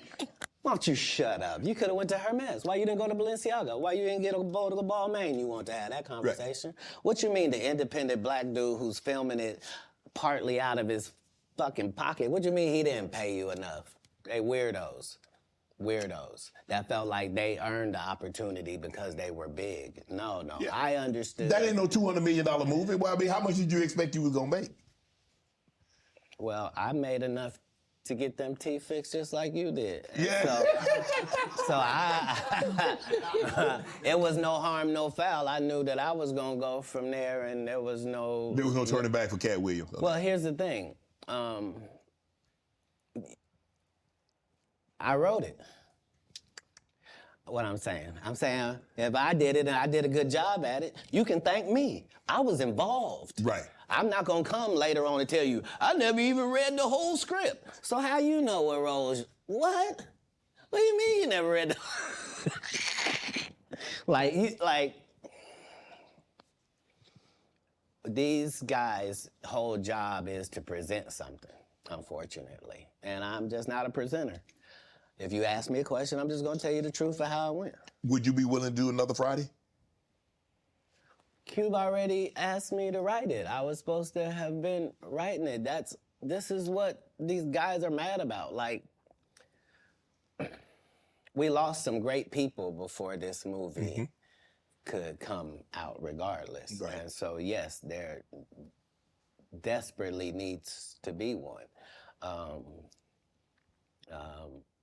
But we miss John Witherspoon in a way that can't really be quantified, if I'm being honest with you. And the Chris Tucker that we got now is Epstein Island Chris Tucker, not Smokey. Oh, Lord. Whew. If I didn't know no better, I'd tell you he's the greatest. I don't care what you say. To be confident and not delusional is a real skill. Most of these confident people we see is really delusional. Well, you don't think they asked Chris Tucker to come back in the second Friday?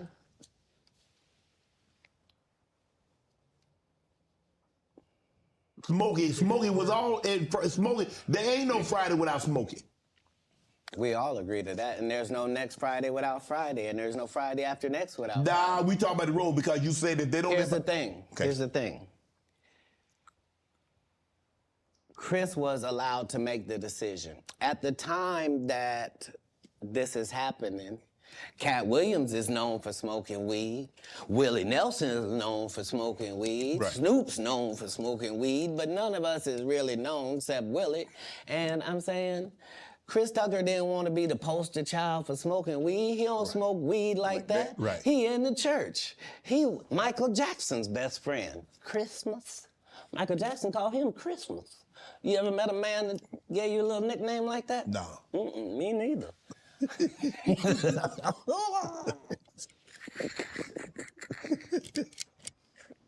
Must be the greatest. Man, I ain't gonna be able to get nobody back. I ain't gonna be able to get no more comedians.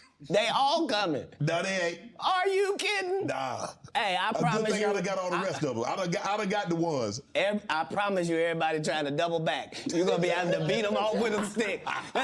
You gonna let him? They're coming. Much as. You're on Def Comedy Jam, Comic View. What were those experiences like? What do you remember most about Def Comedy Jam and Comic View? Comic View was everything. Comic View was really the break, and not Friday after next, just because Comic View was just 3,000 of your stand-up peers, and we just throw sets of all of them up there, and we see who the audience likes. Who do they like?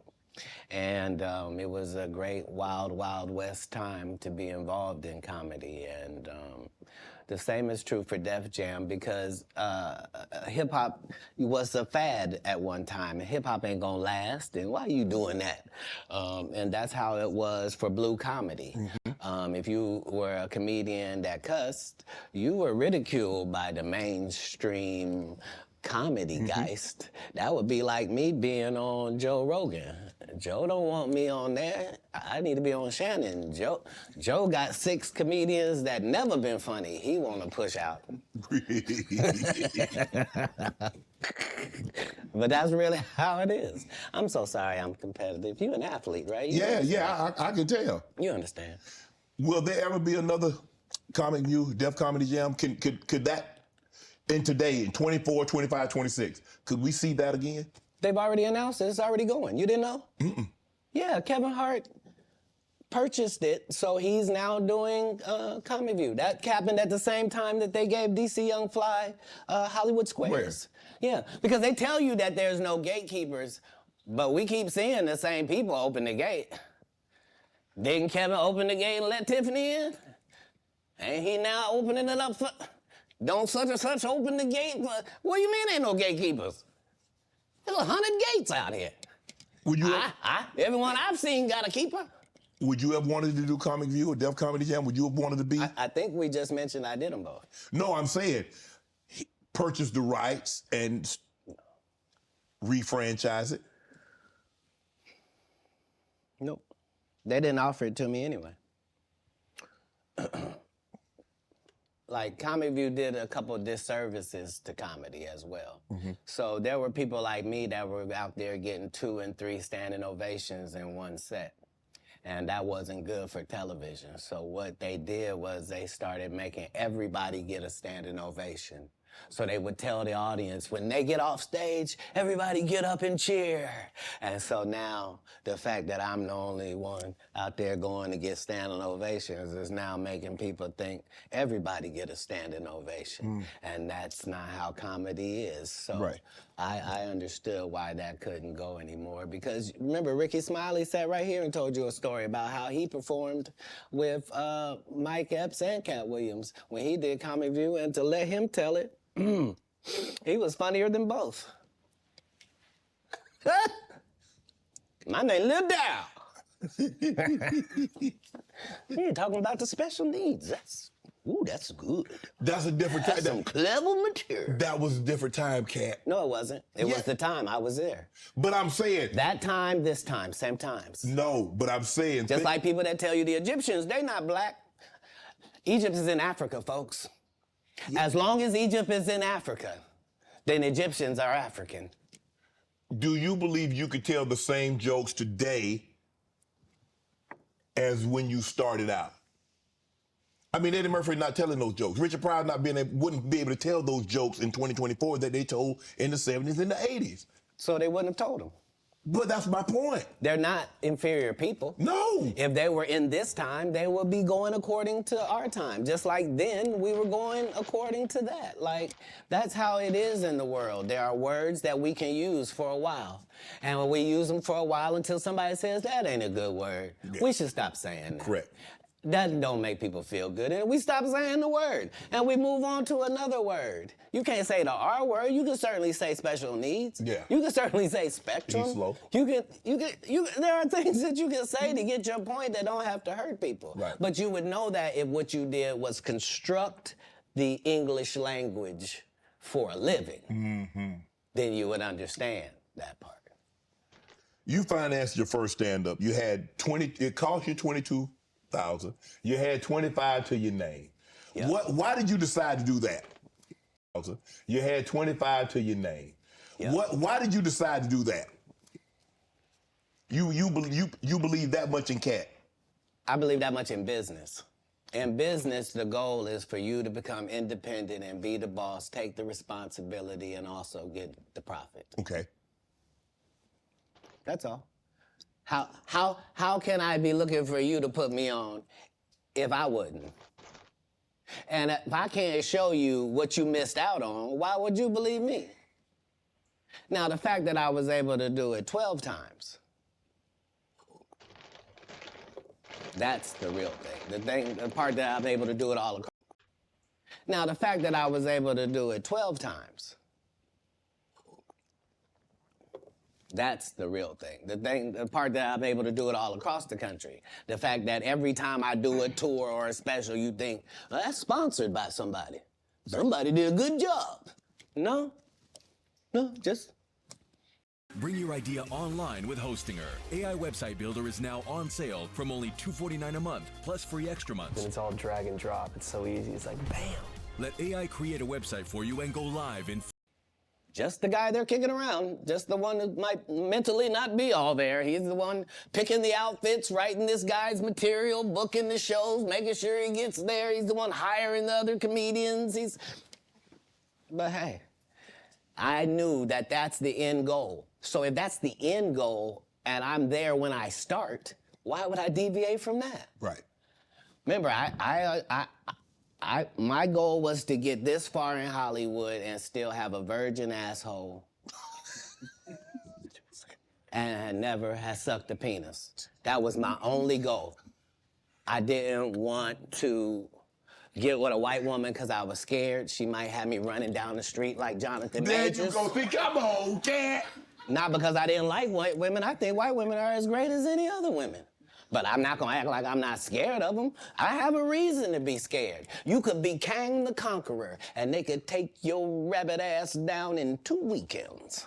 And that's the truth of the matter. So I stayed away from that. And remember, I told you the drug story from when I'm in the park. Yeah. So these are just the things. I had all of those when I came in. I already was ready for that.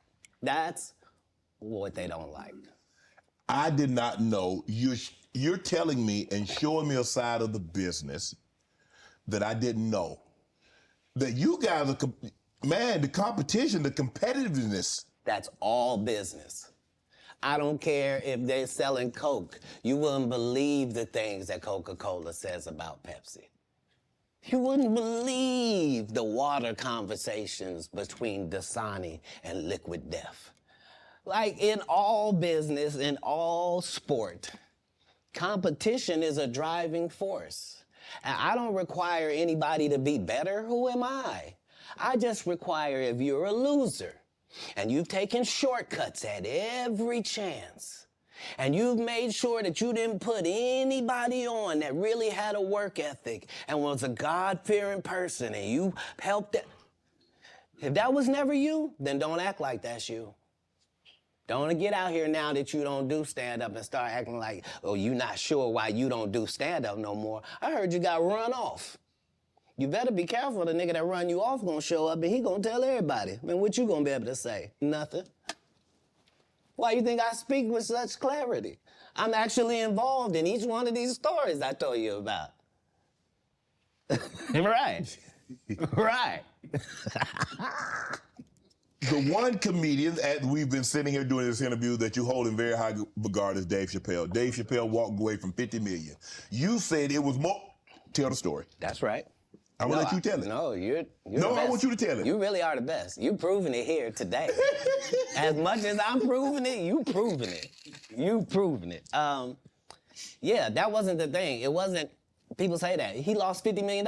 No, that's not even close to what happened to this dude. And until you understand what happened to the dude, you don't understand what happened. Like, no, not they offered him $50 million and he turned it down. Who gonna turn down $50 million? Now, I've had to turn down $50 million 4 times. 4 times. Just to protect my integrity and that virgin hole I was telling you about. Right. Because P. Diddy be wanting to party. And you gotta tell him no. You got to tell him no. I did. I did. See, I got the receipts for everything I'm telling you. That's why I can say them so freely. Can I need another one? You here, get your number. Thank you, sir. Thank you. Come on. Because early on you was accusing me of being... Katt, man. Yeah, it's crazy. I mean, but you know, some of these people... Martin tried to put me in my first dress. When he had to go on his hiatus, he tell me, Katt, when I come back, I need you. You my young partner, you my brother in comedy. When I come back, just promise me that my next movie, it'll be me and you. We gonna do it together. We gonna do some buddy cop shit. I said, Martin, you got my motherfucking word, my nigga. Go do what you gotta do. When you come back, I'm in your movie. Don't trip. I don't need to see the script or nothing. You know, we get in that office and this fool pull out Big Mama's House 2. I almost died. And I gotta read this script in front of all these good white people. Where this nigga want me to get in a dress with him. And I'm literally saying to everybody, why is he in a dress again? You already played the old lady as an FBI agent. We can play anything now. We can be playing a dog catcher this time. Why do we need to be in a dress? And I get so mad, I say, you don't want me. You want Brandon T. Jackson. And that's who they went and got. Twice I said it, they went and got him. Just like I'm telling you, I had that other dude's work. I had all of it. All I did was say, I want to punch it up so it's not offensive to real niggas. And that's how I got in this position. A good question is, how do I get started Why trading? did he say A Brandon better T. question Jackson is, how do I profit too? I sure hope I have Club SHAY after this air. It's gonna be in a dimension it's never been. Yeah, it's gonna be. The greatest thing floating in I might be out of 2024. Mark business. the words. No way. In a whole different realm of business. Oprah coming next. Once I establish this as a place of truth. Yeah. Oh yeah. Watch. God's people ain't that few. Prince. You met Prince. Prince was a friend of mine. He was a friend of mine. What was those conversations? Because look, I mean, sometimes we don't really understand or appreciate someone until they're gone. I did. I was a big Prince fan. All of his stuff. Yeah. Because he could play all the instruments. He could sing. He could dance. He was an entertainer that could sing. And what he wrote, I mean, who thinks of Cherry Moons? Who thinks it snows in April? A raspberry beret, a pink cashmere, the purple rain, the things that he wrote about. Well, like, bro, who mind goes there? I don't really know what them songs are about. I gotta. Yeah, he was unlike anybody in the world. He was just an amazing individual. I was able to meet him when I was 12, and I knew him my entire life through all of his changes. I was able to assist him many times. If you go look at Prince's car collection, you'll see that Prince don't have not one car Katt Williams ain't got. He got the Prowler from Friday After Next sitting there. He got the same Bentley as me, because we share certain things. Our connection was lyrics, musical lyrics, women, and cars. And those are the areas where he trusted my opinion on things. And that's where I got to be helpful in his life. He was helpful in mine in really all different types of ways, especially about the business, as far as being a black man that was rich in this business at 18 years old, had already did his first $1 million contract, had already broken records, was determined that he didn't want to be like anybody else, was so great of a guitar player that black people just stopped caring about guitar, and he got left out on a limb and somehow still had to create his way out of that. He was just really a one in a billion type person. I was lucky to know him. Now, there are specials and the streaming. I don't know. I don't think there's as many, and there's no DVDs now.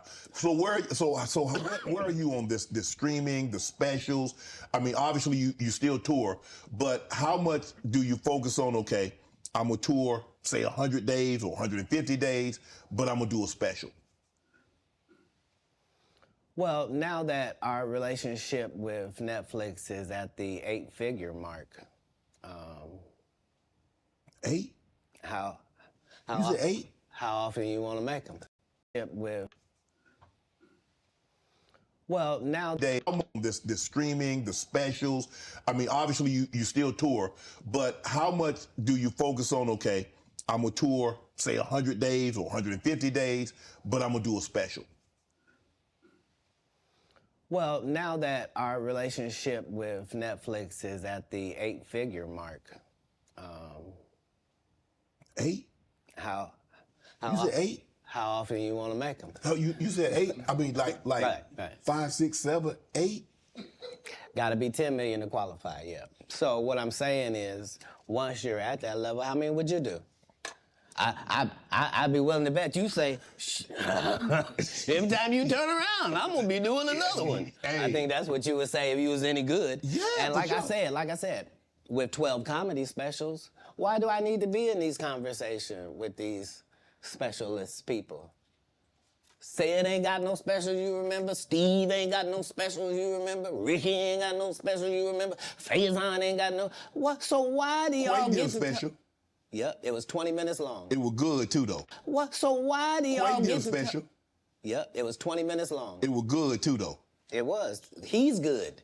Not it was good. He's good. See, he's good. Don't think because I said something good. He's good. See, he's good. Don't think because I said something derogatory that I don't know how to hate. Earthquake has consistently, I don't think anybody's ever said Quake wasn't funny. He probably never been booed, Yeah. I don't think. I don't think he's ever given a bad performance in his Nathaniel, my life. dog. But Earthquake funny as fuck. But his just due was overdue. He was in a whole different situation. Yeah. Because he wasn't able to translate the stand-up to the movie thing, TV. he took a hit. Most people don't take a hit. They're just judged on their stand-up. Right. So yeah, no. Even though it sounds like there's a lot of people that's not the case. I'm a proponent of all of us who are in this business working hard trying to make it. When you got into stand-up, was crossing over, was doing TV, was doing movie, was that a part of it? You like, okay, I'm doing stand-up. Okay, the next progression is TV movies. Is your underperforming website losing you traffic? Get SEMrush Site Audit. It's so simple. Enter your domain, press start, and get a list of fixes to make your site's vital signs soar. Fix your site. Throughout the history of stand-up, sir. That's the goal for all of us. That's how it goes. That's why when you hear these dudes talking about, oh, I didn't want to be a movie star, you just know it's disingenuous. Like, what, dude, sir? You like, okay, I'm doing stand-up. Okay, the next progression is TV movies. Throughout the history of stand-up, sir. That's the goal for all of us. That's how it goes. That's why when you hear these dudes talking about, oh, I didn't want to be a movie star, you just know it's disingenuous. Like, what are you talking about, dude? Yeah, oh, no, I just wanted to do a game show. Right. What? Are you sure? Are you sure? Because I thought you did Mark Curry's show over after he had just done hanging with Mr. Cooper. Why would you? Oh, I just wanted to do a game show. Right. What? Are you sure? Are you sure? Because I thought you did Mark Curry's show over after he had just done hanging with Mr. Cooper. Why would you do all of that man's stuff that he did on his show on yours and then do the dude's stand-up when you go on the road? And then you never put Mark Curry on your show or nothing? Like, if you don't say anything, these dudes will run over you. I don't know if you know how bullies operate. I but do. If you don't stand up for yourself, there really is nothing they won't do. Right. You're a very generous man, Katt. You're the sole sponsor of Melba Moore getting a star on the Hollywood Walk of Fame. You did all that on your own. Why? What, do you have a personal relationship with Melba? No. I understood that she was a black woman in a time where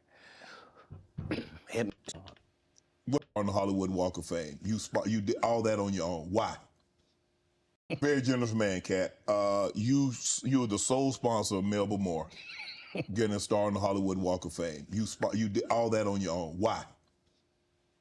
What, do you have a personal relationship with Melba? No.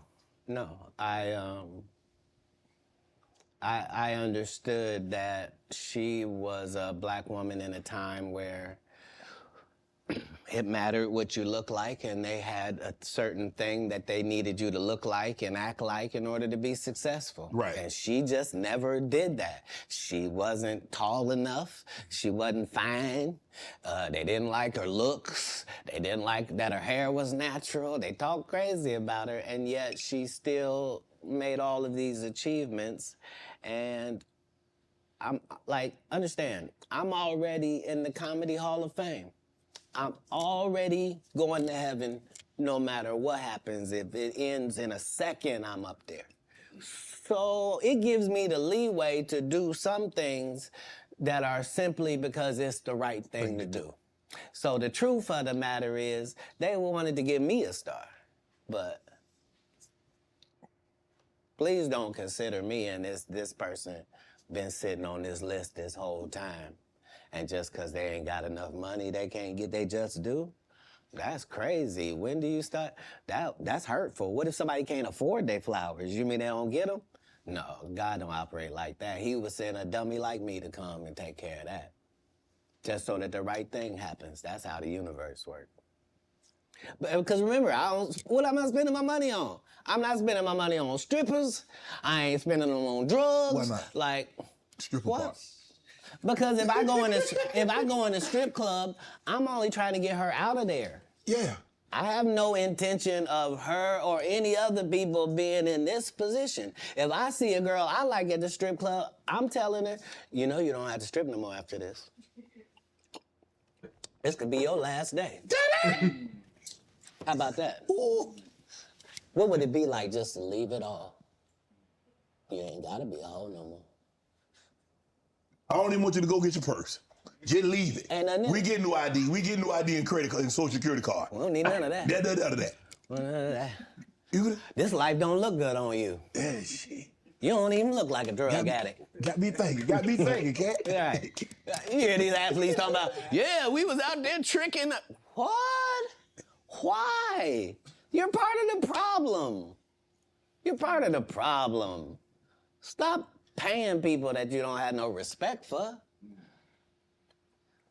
It sets it up bad for us. We got women out here can't find a man because they acting like him. You are alpha. Now the alphas all want these subservient husbands. You can't have one. No. That ain't gonna happen. It ain't gonna happen. Sorry about that. Okay, go ahead. Boy, you done got me canceled how many times in this program? Where's the camera? I didn't write nothing I said tonight. It's all been on these cue cards, and I'm just gonna keep reading them. Ask your next question. The Migos. Do you help them get out of financial situation?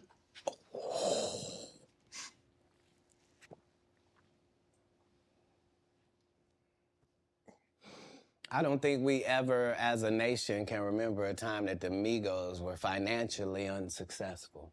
So for the record, I would assume that they've never needed Katt Williams' financial assistance for anything. I'm sure that between QC, the label, and other things, they were taken care of. On the other hand, if I was given the opportunity to help them, would I? Of course I would. That's what I do. I'm a pro-black non-racist. Like, I really, really love black people, but I don't love them more than other people. I love everybody. I'm a black guy, and I try to stick with that. But yeah, I'm not one of those pillow talkers either. Like when I do something good, I'm really not doing it for the gram. It's not for any of that. I'm just doing it because it's good to do. I appreciate that. I don't know if this is true, but I did read that comedians on your show say that women sometimes would bring them money and not say where it came from. Are you interested in starting your own faceless YouTube automation channel, but all people do is tell you to go to frickin' Fiverr and Upwork? But I did. Because it's good to do. I appreciate that. I don't know if this is true, but I did read that comedians on your show say that women sometimes would bring them money and not say where it came from.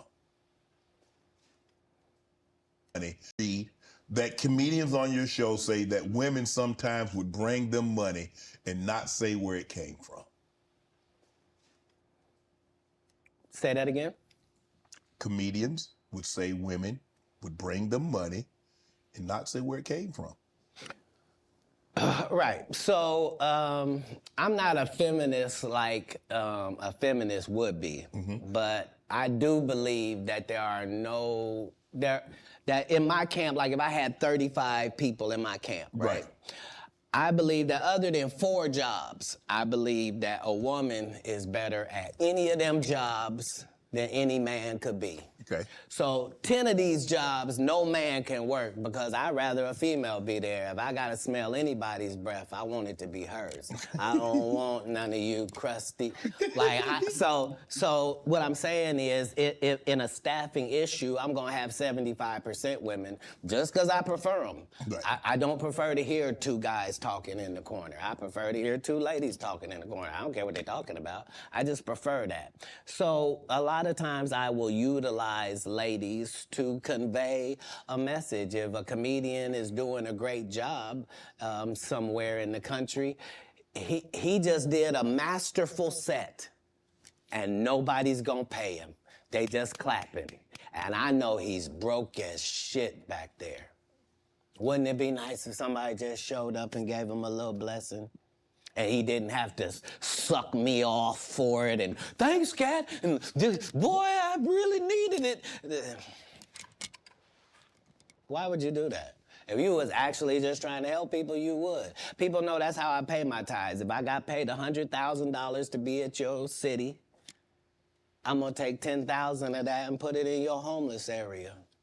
Not because I got to, because you gave me 100 racks to come to your little rinky-dink town.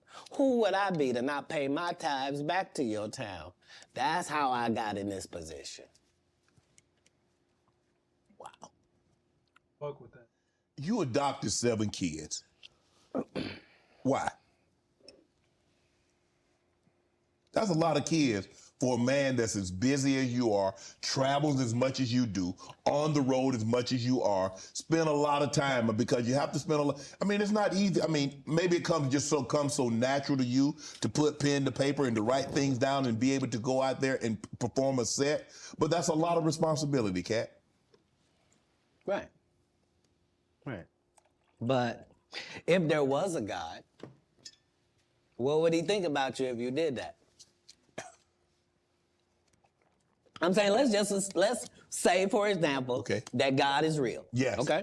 And let's say he be looking at what you do. Yes. What would he say if you did that? He said, that Katt, that's a very kind gesture. That's very generous of you.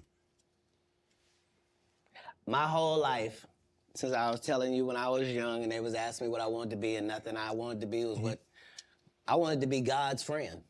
That's a weird thing if you're an atheist. If you're an atheist, I didn't even say nothing.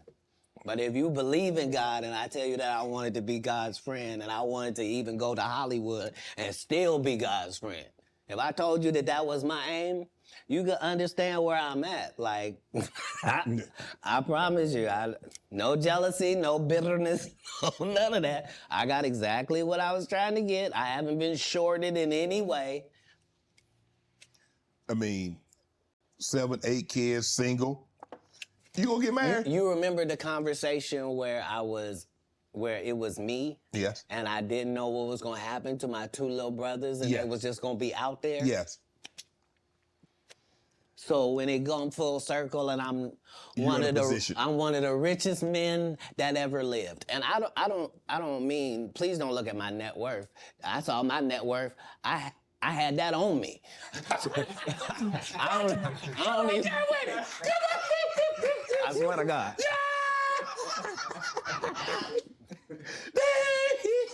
What I'm saying is, like, I'm saying my net worth is less than my last Netflix deal. You understand what I'm telling you? Make it make sense. But I'm fine. Jesus was poor. Jesus ain't had nothing. So why don't we be mad you say I don't have nothing? They ain't had the amenities they had back then, okay? Say it again? We got different amenities now. Not more than gold.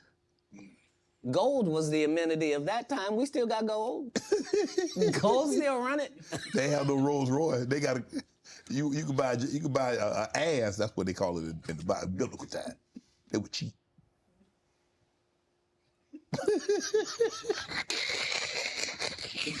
I'm saying, if you really want to say, I'm saying a Cullinan is cheap. So back in the day, I would get my girl a donkey. Today we get her a Cullinan. But I'm saying whoever and whatever it is, I'm saying I'm saying, because what we gonna do? I done already told you, I'm one of the richest people that ever lived. Yes. Only in the fact that when I wake up in the morning, no matter where I am, I don't need nothing. Whatever I need is right around me. And whatever I don't have, it's only just because I don't have it. It's not because I can't get it. All I got to do is want it, and it belongs to me. So because of that, because I'm favored by God, like when I see people's wives and stuff, I don't even look at them. You know what I mean? Like I don't want to look at nothing I don't want to have. Because I know how blessed I am. If I look at it, I got it. Yeah. That's how Diddy be feeling. Now, come on, man.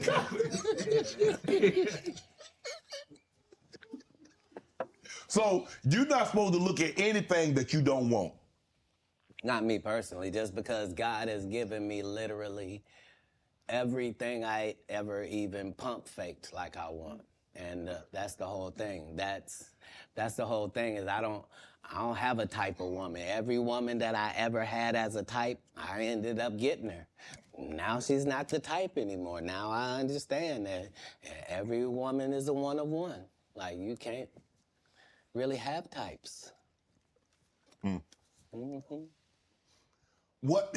Because, see, I tried to ask me something about marriage, but then I ain't say nothing about no marriage. Yeah, you did. When you rewind the tape, you let it out. You was like, so you ever gonna get married? And then you took it back. It's okay.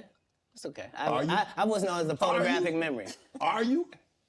I'm not against it. Like, most people that are not married is because they're afraid of commitment. It's Right. not that like that for me. It's just the whole time I wanted to be married, I had kids, so I had to try to fill my wife's place before she got there. Right. So I'm already got kids without a mother, but so now I got to be doing laundry. I'm washing dishes. I'm reading stories. I'm having to nurture. I'm having to do all of this, and I got to the point where I didn't need the wife. I'm doing it, and we're doing it, and I'm not replacing a woman in their lives. I'm letting them see that that's just the only thing that we don't have. And it was easier for me to do that because you have to understand that all of the kids I'm raising at this point, they have fathers. You see? They have a mother. You see? I'm a different person. I'm raising you. And so that needs to be done with the other respect for the others that put work in as well. So yeah, I never had a problem getting married. What's one of the one things you try to teach your kids? I don't teach anybody anything that's over 18. I've done the work I was going to do. But as kids, I really just tried to teach the things that can't be bought, your integrity, trying to live your life in a way that you yourself could be proud of if you had to look back on it. And I didn't do very good at leading by example, but behind the scenes, that's never what I was pushing. They understood that because of my stance, there was a certain thing that would come my way. And so accountability and responsibility is part of what you're teaching, is that, you know, even if you're doing the greatest thing in the world, there's this thing called no good deed goes unpunished. Like, there's a real Murphy's Law. Like, basically in raising kids, you're just trying to give them a better manual and an outline of how life works than your parents gave you. You know? Right. And so that's how I did it. How do you avoid toxic women? Give me. I mean, because obviously, you know, you like women. I do, and I probably like toxic ones more than anybody. That's because I asked you this. No, hold on, because toxic women are exciting, and that's just a fact. Part of toxicity is exciting. I'd rather skydive with her. But if you have toxic women, just understand that all monsters are feeding off of something. And if you find out what this toxic woman is feeding off of, you can just begin to turn off her feeding points. And it drives a toxic person crazy, and they'll get away from you. So whatever, if she's truly toxic, there are certain things that she's doing that help fuel her toxicity. You're not noticing it, but it's what it is. Why do you think she watches murder mysteries before she goes to sleep? Why is it always a crime drama playing? And turn it off. Turn it to cartoons. Make it...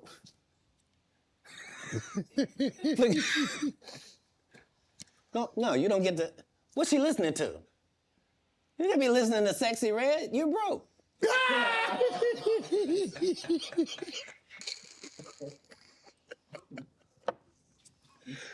Toxic people are trying to get things. They're not being toxic for no reason. They're gaining something out of how they operate. That's why they operate like that, because they get something.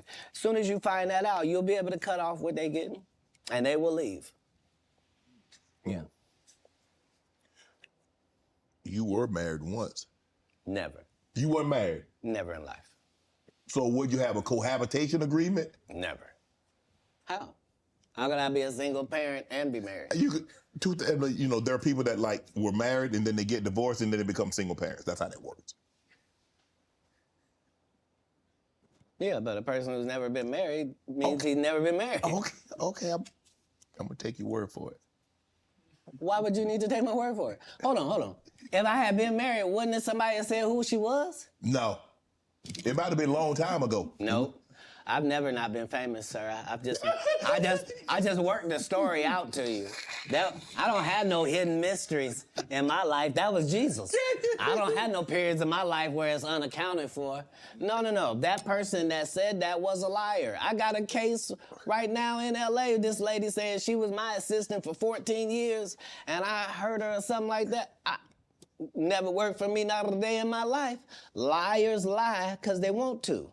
But people always say, why would they lie? No, there are several women have said they was married to me. It's just when it went to court, they had to say, I was married to him spiritually. You shut up. How you gonna be married to me? My kids don't know you. Answer me that. So do you have a problem? Do you have a problem bringing women around your kids? No. Not then or now. I've always lived with several women. Like, I'm known for several? That. Yeah. Like more than one? I've already told you that I prefer the company of women to the company of men.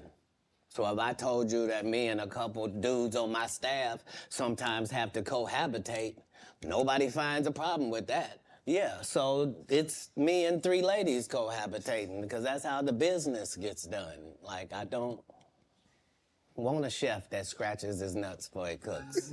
I don't. No disrespect to these guys that go around with these large male-only groupings, but that's not my episode of Entourage. Man, you were approached by 7 gunmen. You were robbed, shot in the thigh. Say it again? You were robbed once, correct? No, I never been robbed. You didn't get robbed. You didn't get approached by gunmen trying to get robbed? They didn't take anything. I wasn't even the target? I wasn't even who they were talking to. And not because I say that.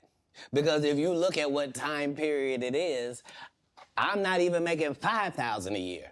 So robbing me wasn't the answer. This is before Oklahoma. You talking about a terrible condition. They'd have been disappointed thinking they'd get something off of you, huh? If they'd have robbed you. Look, in 3 cities, it's legendary that Katt Williams would walk down our streets with his baby in a baby stroller, with a diaper bag, with a gun in a diaper bag. The only thing I need is a pass. Don't mess with me and just let me go about my business. I'm living in Inglewood, Compton. I'm living in Manchester and Western. I'm in LA, the gang capital of the world, but never robbed. Because why? I'm not pretending to be something I'm not. You think I'm a Blood. You think I'm a Crip. I'm from Ohio. I'm a comedian. I'm a father. Right. I'm trying to do something out here. And not only do I not judge what you're doing, I'm not trying to be involved. Right. That's the difference. That's where the respect comes from. You're touring right now, the Dark Matter tour. Yeah. Filming next Netflix special. In May. May. Yep, next Netflix special. At U2 Theater in Inglewood. I'm about to catch that. I thought you might say that. I'm going to catch that one. Right. In Inglewood. In May. May. Yep, next Netflix special. At U2 Theater in Inglewood. I'm about to catch that. I thought you might say that. I'm going to catch that one. Right. Because it's a homecoming for me. Because I lived on Hazel. So, you know. I got to catch that People one. know I lived in the heart of Inglewood. They saw me walk down Market Street with the babies I'm raising. Like, they understood that, no, I was really not pretend. Oh, he want to be from the hood. No, I'm living there on the street. What's your favorite city to tour in? The next one, sir. Yeah, that's the real beauty of travel. Right. That's why most people don't have the empathy and the sympathy that they need to have for other people. It's because they haven't seen other people. Right. Like, if you went to Ireland and you saw what them people was like, and you went to Sweden and saw what them people was like, if you really went to Africa and you really saw what the people was like, you went to Haiti, you went to Puerto Rico, if you really traveled across the country, you would see that all people is the same. It's way more people that's good than the fucked up individuals you're seeing.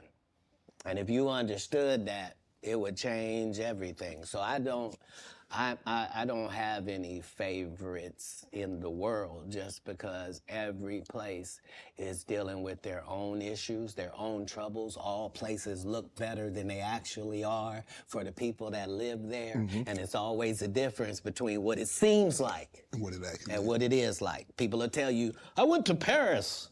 I was there at the Eiffel Tower. Bitch, you had bed bugs. And there were rats everywhere. The food was terrible. Yeah. Tell the rest of it. Yeah. Don't tell some. Let me ask you a question. When you go to these cities to tour, do you make it a habit of getting out? That's how I built my reputation. It's also how I ended up in jail 19 times. Because when I come to do a show, I'm really in your city. So whatever the strip club is, I'm there. Whatever the top bar is, I was there drinking. Whatever the... I was over there. You had a casino? I was at it. Like, what was it? Huh? Because I'm in your city. Right. This is how I'm learning your city, so that when I do my show, I can be talking about what I know, not what I think, right? And so that was what I did at every city that I went to. The first 15 minutes of my show is what it's like to be here. You see what I'm saying? And so that was always a part of what kept my legend going, to the point where I can still be in these arenas without you ever seeing a poster with my picture on it, without you ever seeing a flyer, without you ever seeing a poster that goes, hey, it's Katt. Could y'all make sure y'all come out and come see me? Because I'm going to be in. Would you please come on out, guys? And I really am. Because we have a different respect. I know I'm coming. They know I'm coming. I know they gonna be there. And they know I'm gonna do the best job I can possibly do. And they know beyond a shadow of a doubt, whatever hour he was doing when we last saw him, he won't be doing that hour when we see him this time. It's a whole new conversation. And because I've never strayed from that, they've never strayed from their part. I'm looking at some of the actors that you've been on screen with: Cube, Tracy Morgan, Regina Hall, Terrence Howard, Nick Cannon. Tiffany. Bro, who brings out the best in Katt Williams? How does someone get the best out of Katt Williams? Do you need a comedian? Do you need a serious actor? How do we get the absolute best out of Katt Williams on screen? Well, I would be disingenuous if I didn't remind us that that's never anybody's goal. It's never anybody's goal to create a great situation for me to do a good job. Why? In a script. The way it works is the script is already there. This is a character in the script. If they give me the job, I make it my job that this character here has to be as big as this whole project. So if you don't even see the movie School Dance, I want you to remember, whose goddamn white baby is this? And the only way that I can guarantee that you will remember my scene if you didn't remember a whole movie is if I make sure that my scenes are that good, because that's what I watched. I watched great actors. You never saw De Niro, you never saw Pesci, you never saw any of these dudes in something and you was like, nah, I don't really believe it. You sure you're the Great Gatsby? Like, no, like you believe that this dude, Daniel, is a hobbit. That's part of the Lord of the Rings. Right. You see what I'm saying? I And do. so it's having a respect for the craft that I'm doing. That means I'm trying to do the best job possible. What was it like working with Spike Lee doing Priceless? Spike Lee is everything that you said I was in my intro. He's just really an innovator and a groundbreaking, one-of-a-kind dynamo. And I knew that they were, like, they tried to sabotage me even then. Like, as soon as I said I wanted to get Spike Lee to direct it, because that was the biggest thing I could do, they immediately gave Spike to Gerard Carmichael and had him do his special too at the Comedy Store, and just to undermine, like, but if there's one thing you can take away from me as a person, whether you like me or you don't, if you take this from me, you will be a better person. If you decide today that you're gonna live every day like it's your last for real, which means have a conversation with yourself every night that, okay, that was it. May not be no more after that. And really count yourself every day like this could have been it. All right, before I go to bed, this could be it. All right, how's that looking? If you can do that, it'll change your life. You'll really start making decisions and living your life like this all you got, just this one day. But you could be a winner.